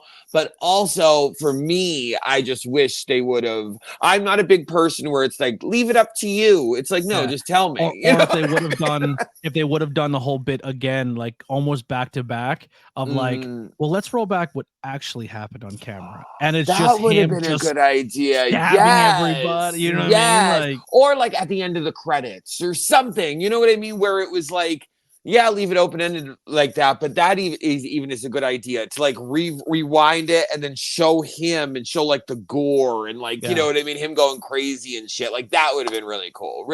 But I get again why it's appealing to leave it open-ended. I get it because you kind of could come up with your own interpretation of what happened. So I get why it's fun, but we were sitting there kind of like, huh. It left you. Another interesting aspect too is June says, well, he goes, do you think this is the devil or do you think it's the demon they were possessing? He goes, no, it's one of the demon's minions. They don't send themselves to go do it. They send a pawn. So it's almost like that pawn knew what its job was and knew that its host was going to be killed. So that's why when she says, I think it's just a pawn of the demon doing the bidding of the devil, like almost like send out my suicide bomber to do it because I'm not going to go do it. Yes, very true. So like it's almost like Lily knew the demon knew it was going to possess Lily, and this is going to be the end of the road for them. But the whole mission was because this guy signed the contract. Yes, using Lily as a vessel and June to get to Jack to do. Yes, so good. I didn't even think about that. That's a good. Yes. Okay. It's honestly a movie I'm gonna go back and rewatch and try to then, because this is the fun thing about talking to somebody and doing this style of content is because I seen a movie, got what I got, you got what you got, and I'm like, shit, I see what you see, and now you see, and then you go back and watch it like, did you see this scene? I just picked this up. Yeah, but that makes so much sense though, the way you said that though, of how like wait, how did you say that? I'm sorry. Oh, that she had like, yes, where she had it was almost like it was like a suicide mission for the demon. Yes. It's all like clicking to me now that you said that, because we just said before like how the demons seemed like they had a mission, they had a plan, they knew who Jack was, they were just fucking around and pretending like it all makes sense now. Like they were just pretending to be Lily and be like innocent and just like a little girl, and in all actuality they were playing with everybody. They were like, no, actually, like this is gonna happen. And what do you take from the part where her like head splits open? Like, what do you think was happening there? Like just releasing that last bit of energy to, like, once again, it's like it's almost like a suicide bomber. Like, I know I'm not coming back from this, so I have to dump here. Like, this is the way it has to go down. But here's another crazy thing to think about. Like, I literally lost my thought. Oh, the power of a minion. This is just the minion. Yeah, true. And this is like the bottom layer of evil. Could you imagine how much more powerful another entity would be? No, and actually, I'm very curious if they are even planning or talking about, I mean, not a sequel, but maybe like something in the universe of it. You know what I mean? To kind of like play off this more of, or do you think they wouldn't do that? Maybe. I don't know. I would be completely fine if this movie was a one-off. But if they said a part two, I'm just if they curious. said it was a part two, I would be interested to see how they do it. Because when you said like, oh, and that was just the minion, like now I'm curious, like, well, okay, well, what else is out there? What else can they do? You know what I mean? Like now 100%. I'm like, okay, now and maybe that's part of why they did what they did, because it does leave you wanting more. It leaves you wanting more.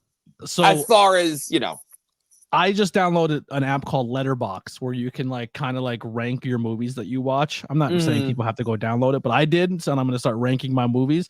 And I want to ask you from a 1 to 5, and you can use quarter scale. So you can say like 2.25, 2.75, 2.50. You know what I mean? Like you can break it down to like quarter numbers. Okay. What would you give this movie out of 5 stars or 5 pentagrams? Ooh, I give it a 4.5. 4.5. Okay. A solid 4.5. So for me, 2 is good. 3 is like very good. 4 is like, I would watch this movie again. Like 4 and up is like they should be hard scores to give out. Mhm. Like, I think when you review things like food or anything like that, it should be 100% like 2 and 3 should be your average. Like 3 is still a great movie, but 4 and 5 is like, you have to really earn that 4 and 5. I feel like people give those too high scales out, but even though you're saying that, I 100% give this a 4.25. This Yeah, is earned, 100%. like I protect that. Like when I rate beers and stuff, like there's an app just like Letterbox where you, it's like beer apps or like a weed app like that where you could rate like 4 is tough for me to give out, or like, but this movie earns that for me. Well, like, what I rank it, the reason I rank it a 4.5 is because I rank it also on movies. When movies give me that edge of my seat feeling, yeah, they automatically go to a 4, because there's so many movies nowadays that don't give me that feeling. You know what I mean? So the moment where, like I said to you, this whole entire movie, you're sitting there like, what is going to happen next? Like, what's going to happen? What's going to happen? What's going to happen? That's when my rating starts going up, because I like not knowing what's going to happen next. Yeah. You get what I mean? Too many movies. I never picked up my phone. I never went to go to my phone. Like movies nowadays, because JB and I watch a ton of movies, and like movies nowadays are so predictable. So predictable. You know what's going to happen. You could, like, even JB and I will be sitting next to each other like, watch, this is what's going to happen. And we'll like take bets, and usually like 80% of the time we're right. Where this one, you didn't know what was going to happen. It was amazing. Yeah. Even Lisa Dan Tony gave it a 4, ultra rare. Annabelle, I hope I said that right. Annabelle gave it a 4. I mean, I also excited to watch it. Yes. Dylan gave it a 4 out of 5. So here's my question that I want to pose to you here at the end. Now I'm an agnostic, atheist, whatever you want to say. I love the occult stuff. Like I have 666 tattoos. I got devil paintings behind me. I like spooky devil occult shit. I lean into it. I when I have a pentagram, it's not because I legit believe that there's an evil entity and I'm rooting for it. I don't believe any. I use the occult to troll Christians because I think they're crazy too. I'm sorry. Yeah. but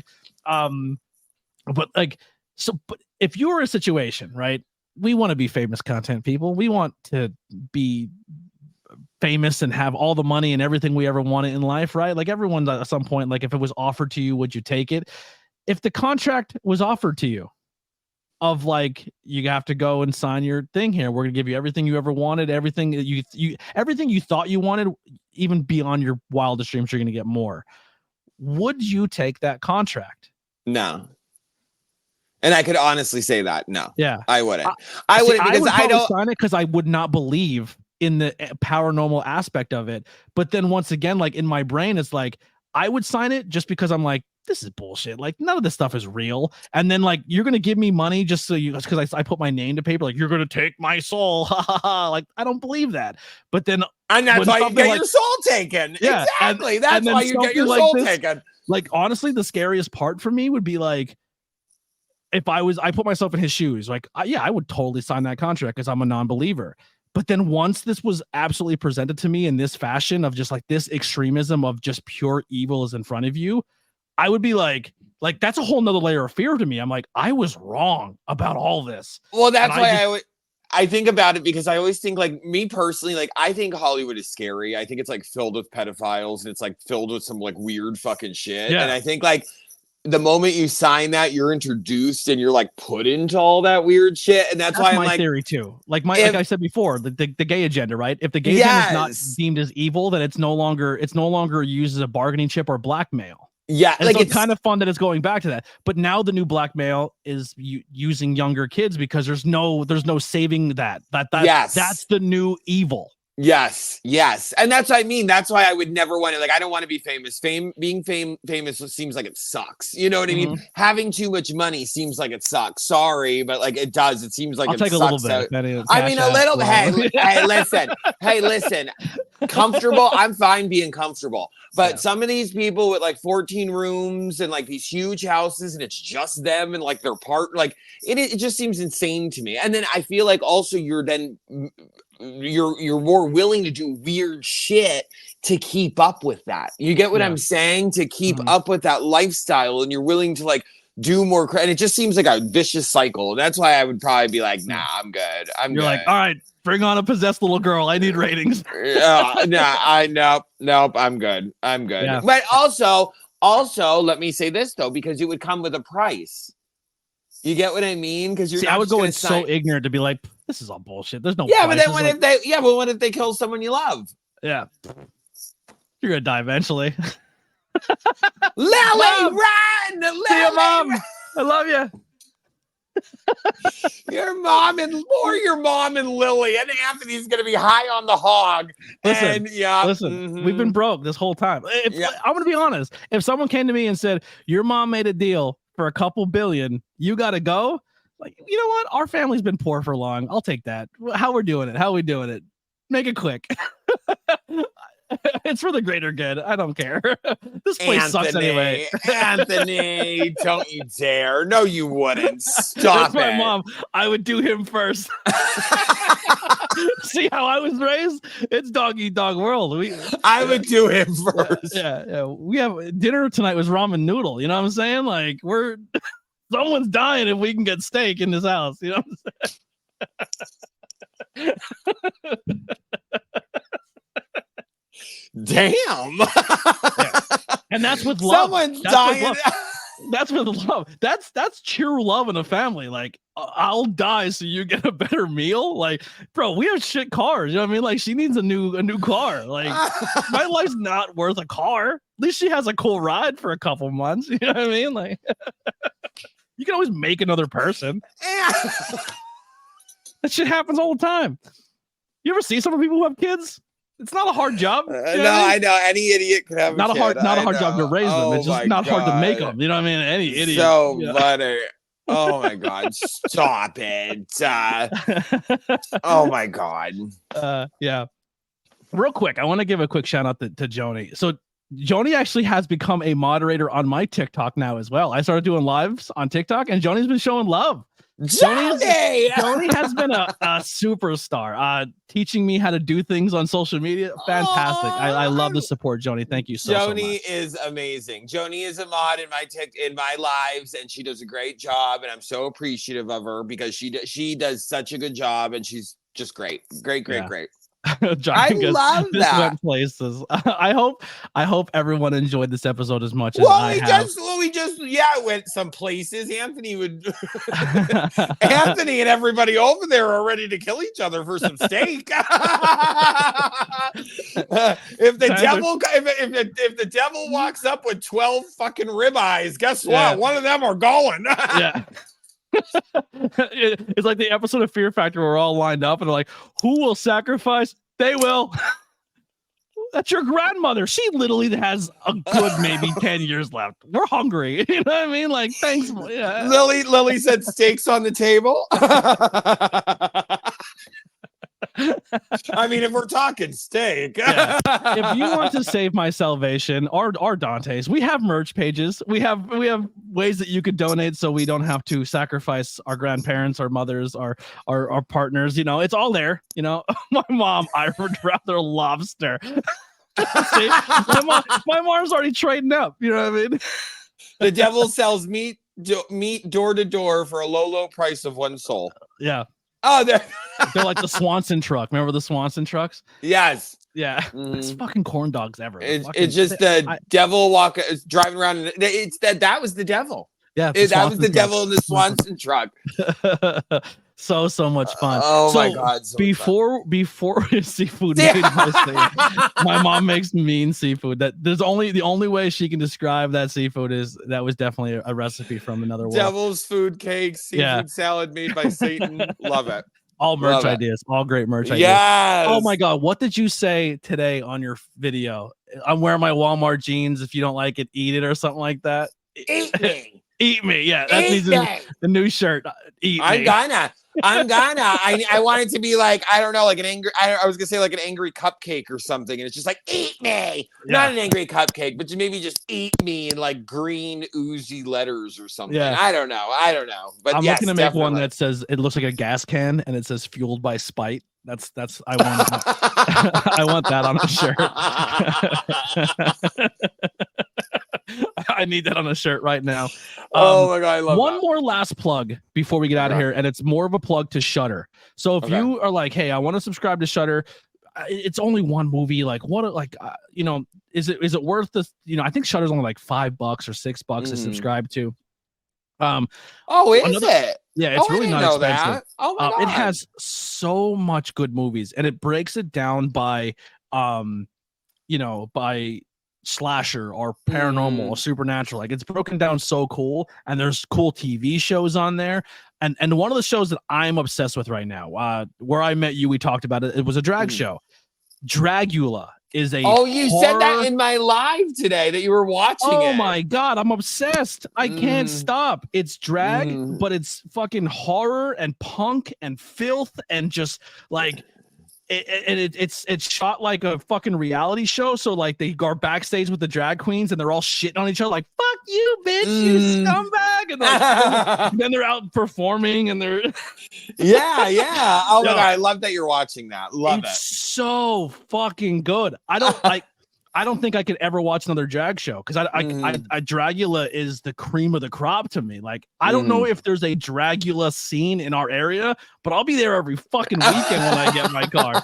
Like, it's so good. It's everything I liked about drag already, and then you just add the punk and the horror on top of it with like awesome special effects makeup. Like, we're on season 2, and the one queen in that show, like, they did like a Hellraiser thing, and like this, it literally looked like they were in the movie. Like, it was so good, and it's just like they don't have a team working on them. It's one person doing all their own makeup and outfits. I love that you're watching Dragula. I love that so much. I'm obsessed with it. Like, I'm ending this and going to watch it. I know I've seen it before, but I've never watched it. Now you have me wanting to. Now I have to check it out because now I'm so curious. So if you want to watch some other content, myself and Lily did season 1, the entire season. Yeah, we streamed it. Yeah, so you can do a watch along with us. Like, we could start at the same time. You can watch. I forgot you guys did that. Yes. Yeah. Okay.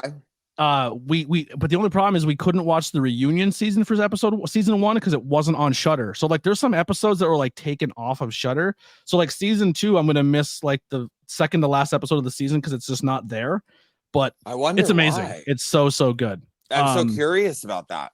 Yeah, I love it. But that's another plug to Shudder. So if you want to go get this movie because of Shudder, but also we're into the drag community and haven't seen this show, it's 100% worth your subscription because there's that show and there's 5 seasons of it. Then there's like a reunion show. Then there's like another spinoff show. So there's like 4 huge pieces of content with Dragula that just keep you there on top of these really cool independent horror films that you're going to see on there as well. Yeah, I'm going to have to check that out. They have really cool horror documentaries where it's like the 100 scariest movies you'll ever see, and then you watch that, and that gives me ideas for new content. There's one where it's completely based on cursed movie sets where they talk about like movies like The Exorcist and The Poltergeist where really crazy things happen. So there's horror themed documentaries. Like, it's all things horror, but it's Netflix. So like how Netflix has your comedy and your this and that, it's Shudder's the same thing, but it's all horror based. It's 100% worth a subscription. We have seen a couple because we get Shudder through our Amazon Prime. We get to watch the Shudder movies and stuff, and we've seen a couple of them. I can't think of any at the top of my head,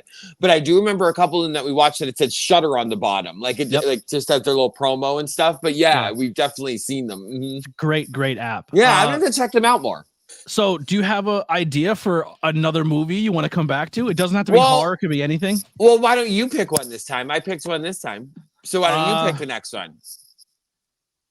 I can't really think of top. So while we're doing our plugs, someone in the chat, start putting some things in the chat, and we'll both come to an agreement off your recommendations in the chat of a movie. It does not have to be horror.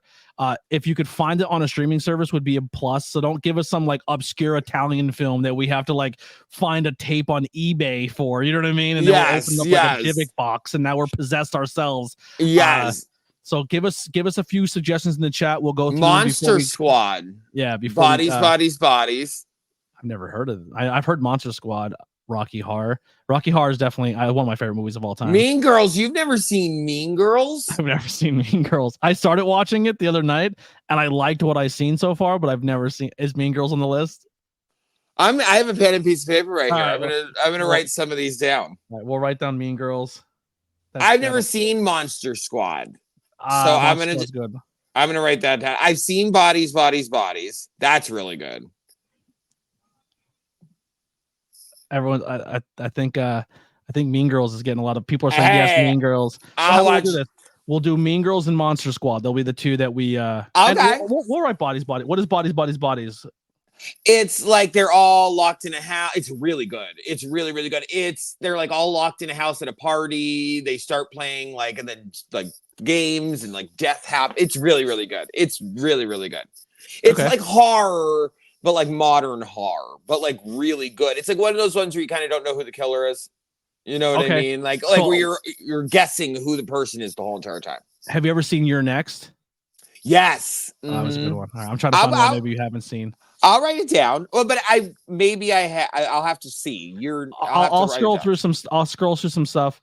Monster Squad has one F slur at the beginning. Actually, just a warning. Appreciate that. Well, now we're not watching it. Like Dragula has the F slur on like they wear T-shirts of it, which I think is sick.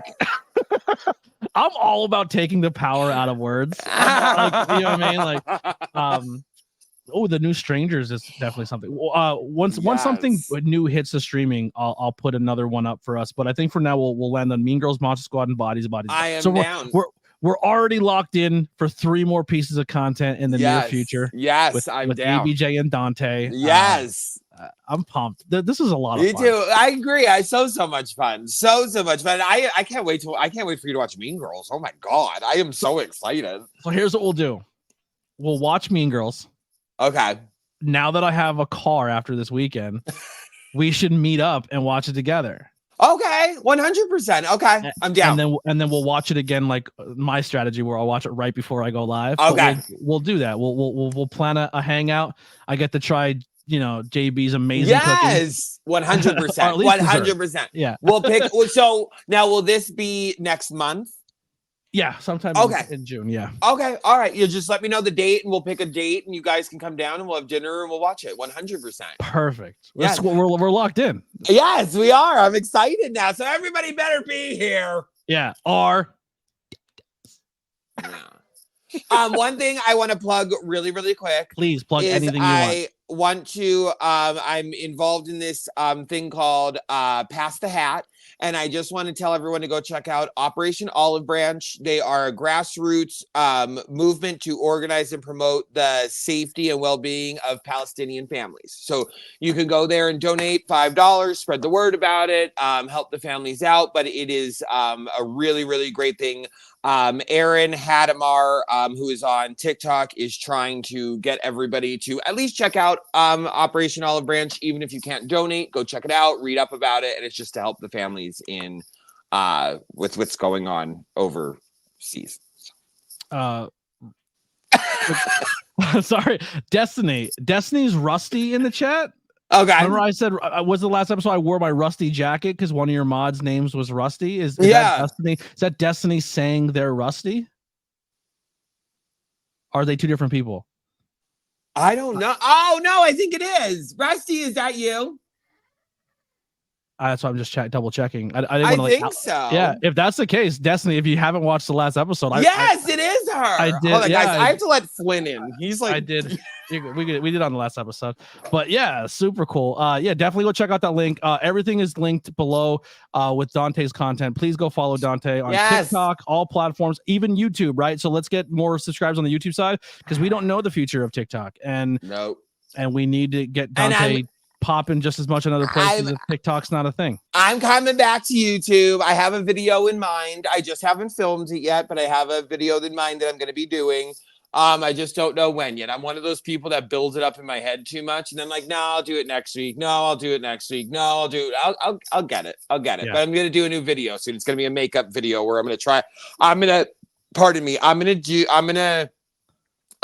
smoke or take a goofy gummy and then like a la Brandy TV, and then I'm gonna try to do a makeup look I'm, I love that. So I was talking to Lily about I want to try. So like they did the rock episode I just watched on Dragula where they did like 80s glam rock.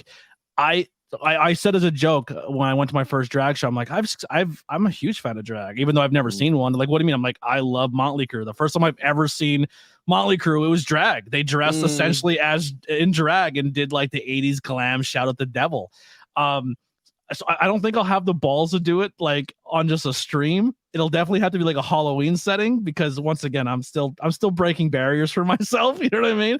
But I want what better way to break barriers than not to do it on Halloween? I know. I'm gonna do it, but it can only be on Halloween. No, you should do it on like fucking July 4th. That's when you should do it. Talk about breaking barriers. I know, but it's one of those things. Is like when you grow up, you're like, "What year's your period?" Like, "Oh, it's the gay year." You know what I mean? Like, like Halloween gives me the barrier. You know what, Anthony? Why don't you do it on June 1st? June 1st. The first day of Pride Month. There you go. Talk about breaking barriers. Yeah, that's what you should do. I don't want to say I'm going drag, but I want to do like a glam thing. Like I want to experience guy liner once in my life. I want my hair teased out. I mean, we're doing it. I want to do a Motley Crue look. Everyone should. Everyone should. Male, female. Everyone should do a rocker glam drag look. Everybody should. One of my Thank you for stopping wrestling podcast.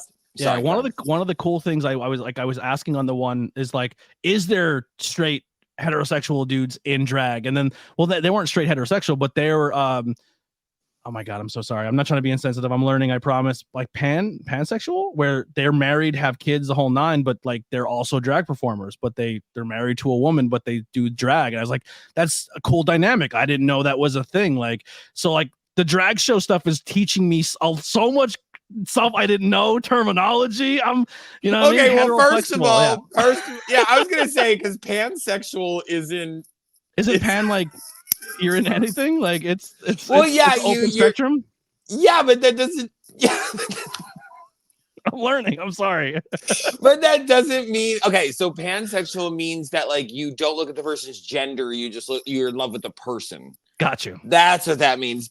But yeah, that doesn't have anything to do with drag. Well, I thought like this is my closed-minded dude. Like, that drag isn't made for certain groups of people. Like I didn't know if it was open for every. You know what I mean? Like I'm learning. You know, Maddie Morphosis is a straight queen. Yes, 100%. Go look up Maddie Morphosis. Okay. She's a straight queen. And then I love how Very Berry put wrestling isn't that far off in a lot of ways. Oh, it's definitely not. I've learned that so much. Wrestling is so gay, but it's awesome. Like growing up, I thought wrestling was like super masculine dudes. Like, and then I got into the wrestling business. I'm like, wait, am I the only like almost straight guy here? Like, there's only like 3 of us. You know what I mean? Wrestling is definitely a very big community in that aspect, and I love it because I'm learning so much. But oh my God, it's so funny. This is super educational for myself. But my God, you're learning so much. I am. Talk about breaking barriers. We're breaking them down. Every episode, we get a little high, and then we talk about craziness. Not craziness, about real world stuff that people should learn. We talk about breaking down your barriers. Yeah. June 1st. Yeah. That was a thing too. Maybe these movies, I'm not saying put them on hold, but one of the things I wanted to do for June is all of my movies that I do are all the stuff I want them to be LGBTQ style movies. Like if it's done by an LGBTQ director or the movie has LGBTQ themes to it. So like so maybe these 3 get held off unless they fit the criteria, but I was already Googling like horror movies and movies that are, you know, like Chucky. Chucky is done by the guy who creates Chucky is a member of the community. So I'm thinking for maybe the entire month of June, like any movie or music reviews we do are all themed to the community. That's a good idea. That's a really, really good idea. Really good idea. Okay. Great idea. Great. Yep. Love that. Yeah. Mean Girls has a gay character. Actually, the gay character in Mean Girls is probably the main reason why I'd go back and watch it because they were fucking hilarious. That is a really good idea, though. So maybe we'll find Chucky could be the one we add to that list because I think that's it. I don't think I went back and rewatched the first Chucky in a long time. No, me either. Yeah. I mean, I have to say though, maybe a couple years because when they were coming out with the Chucky TV show, they played all the Chuckies. And I remember watching them straight through, but that was like a couple years ago. So I don't even really remember. I mean, that was a lot of Benjamins ago. So I don't really remember too much of it. And plus, like the first 3 for me, I don't know why, but they always blend together. I don't know why. Like I remember certain parts of the movie, and then I think they're the one movie. But I am totally down for Chucky. I think Chucky 1 is the entire movie is essentially in an apartment. I don't think they really leave the apartment the entire time. In the first one? I think so, yeah. I think it's completely shot in an apartment. They didn't ruin Chucky, Mom. You're old woman screaming at clouds. But anyway, thank you so much for your time. I loved it. Everyone who tuned in, I appreciate you all so much. Yes, thank you guys. If you're listening to this back later in your car on the audio platform, or if you're watching this and want to listen to more content on your drive to work, check out the ABJ podcast. Everything that we essentially do here is also available on all your favorite podcast apps. So those audio plays do help out a lot. Leave a review, or if your app that you're watching doesn't have a 5-star review or a way to do that. I know Spotify, I added a question of like, give us like a feedback question that you can put stuff in there. If anyone starts leaving those, I will read them out on the next previous episode, so we can do that. Also, take a screenshot of on your phone and then like post it on social media and be like, hey, just listen to this episode with Dante and Anthony. Here's what I thought of it. Because the word of mouth is essentially how this is going to grow. And I think the more word of mouth that gets out there and people legitimately saying why they love something, is like we did with this movie, is what's going to make more people support those movies. And then we don't have to sell our souls when those Bohemian Grove checks come, because you guys have our back so much. They're like, sorry, devil, we don't need it. I can afford our own steak and lobster. My mom can stick around a couple more months. You know what I'm saying? So stay supportive to your you could stay around a couple more months? She's taking your ass out. She's going to be sitting here on this podcast with me eating her steak. Me and her are going to be sitting here reviewing movies. Listen, I think she's in the other room now, so she can't hear me, so I know she's not watching downstairs. But I think just you teaching my mom pronouns would be an hour worth of content I would watch all day long. She's trying so hard, but she's terrible. Well, first of all, I'm gonna have to learn them too. Yeah. My mom is a school county woman through and through. But anyway, yes. So thank you guys so much. We love the support. Make sure you go check out all Dante's links as well as mine. More is coming. You guys keep asking for it, keep demanding it, being super supportive. We love working with each other. It's a match. It's a match made in heaven. 100%. We're gonna have a lot more in the future. We'll see you guys on the next one. Here's some music by the Converse Kid, and we'll see you soon.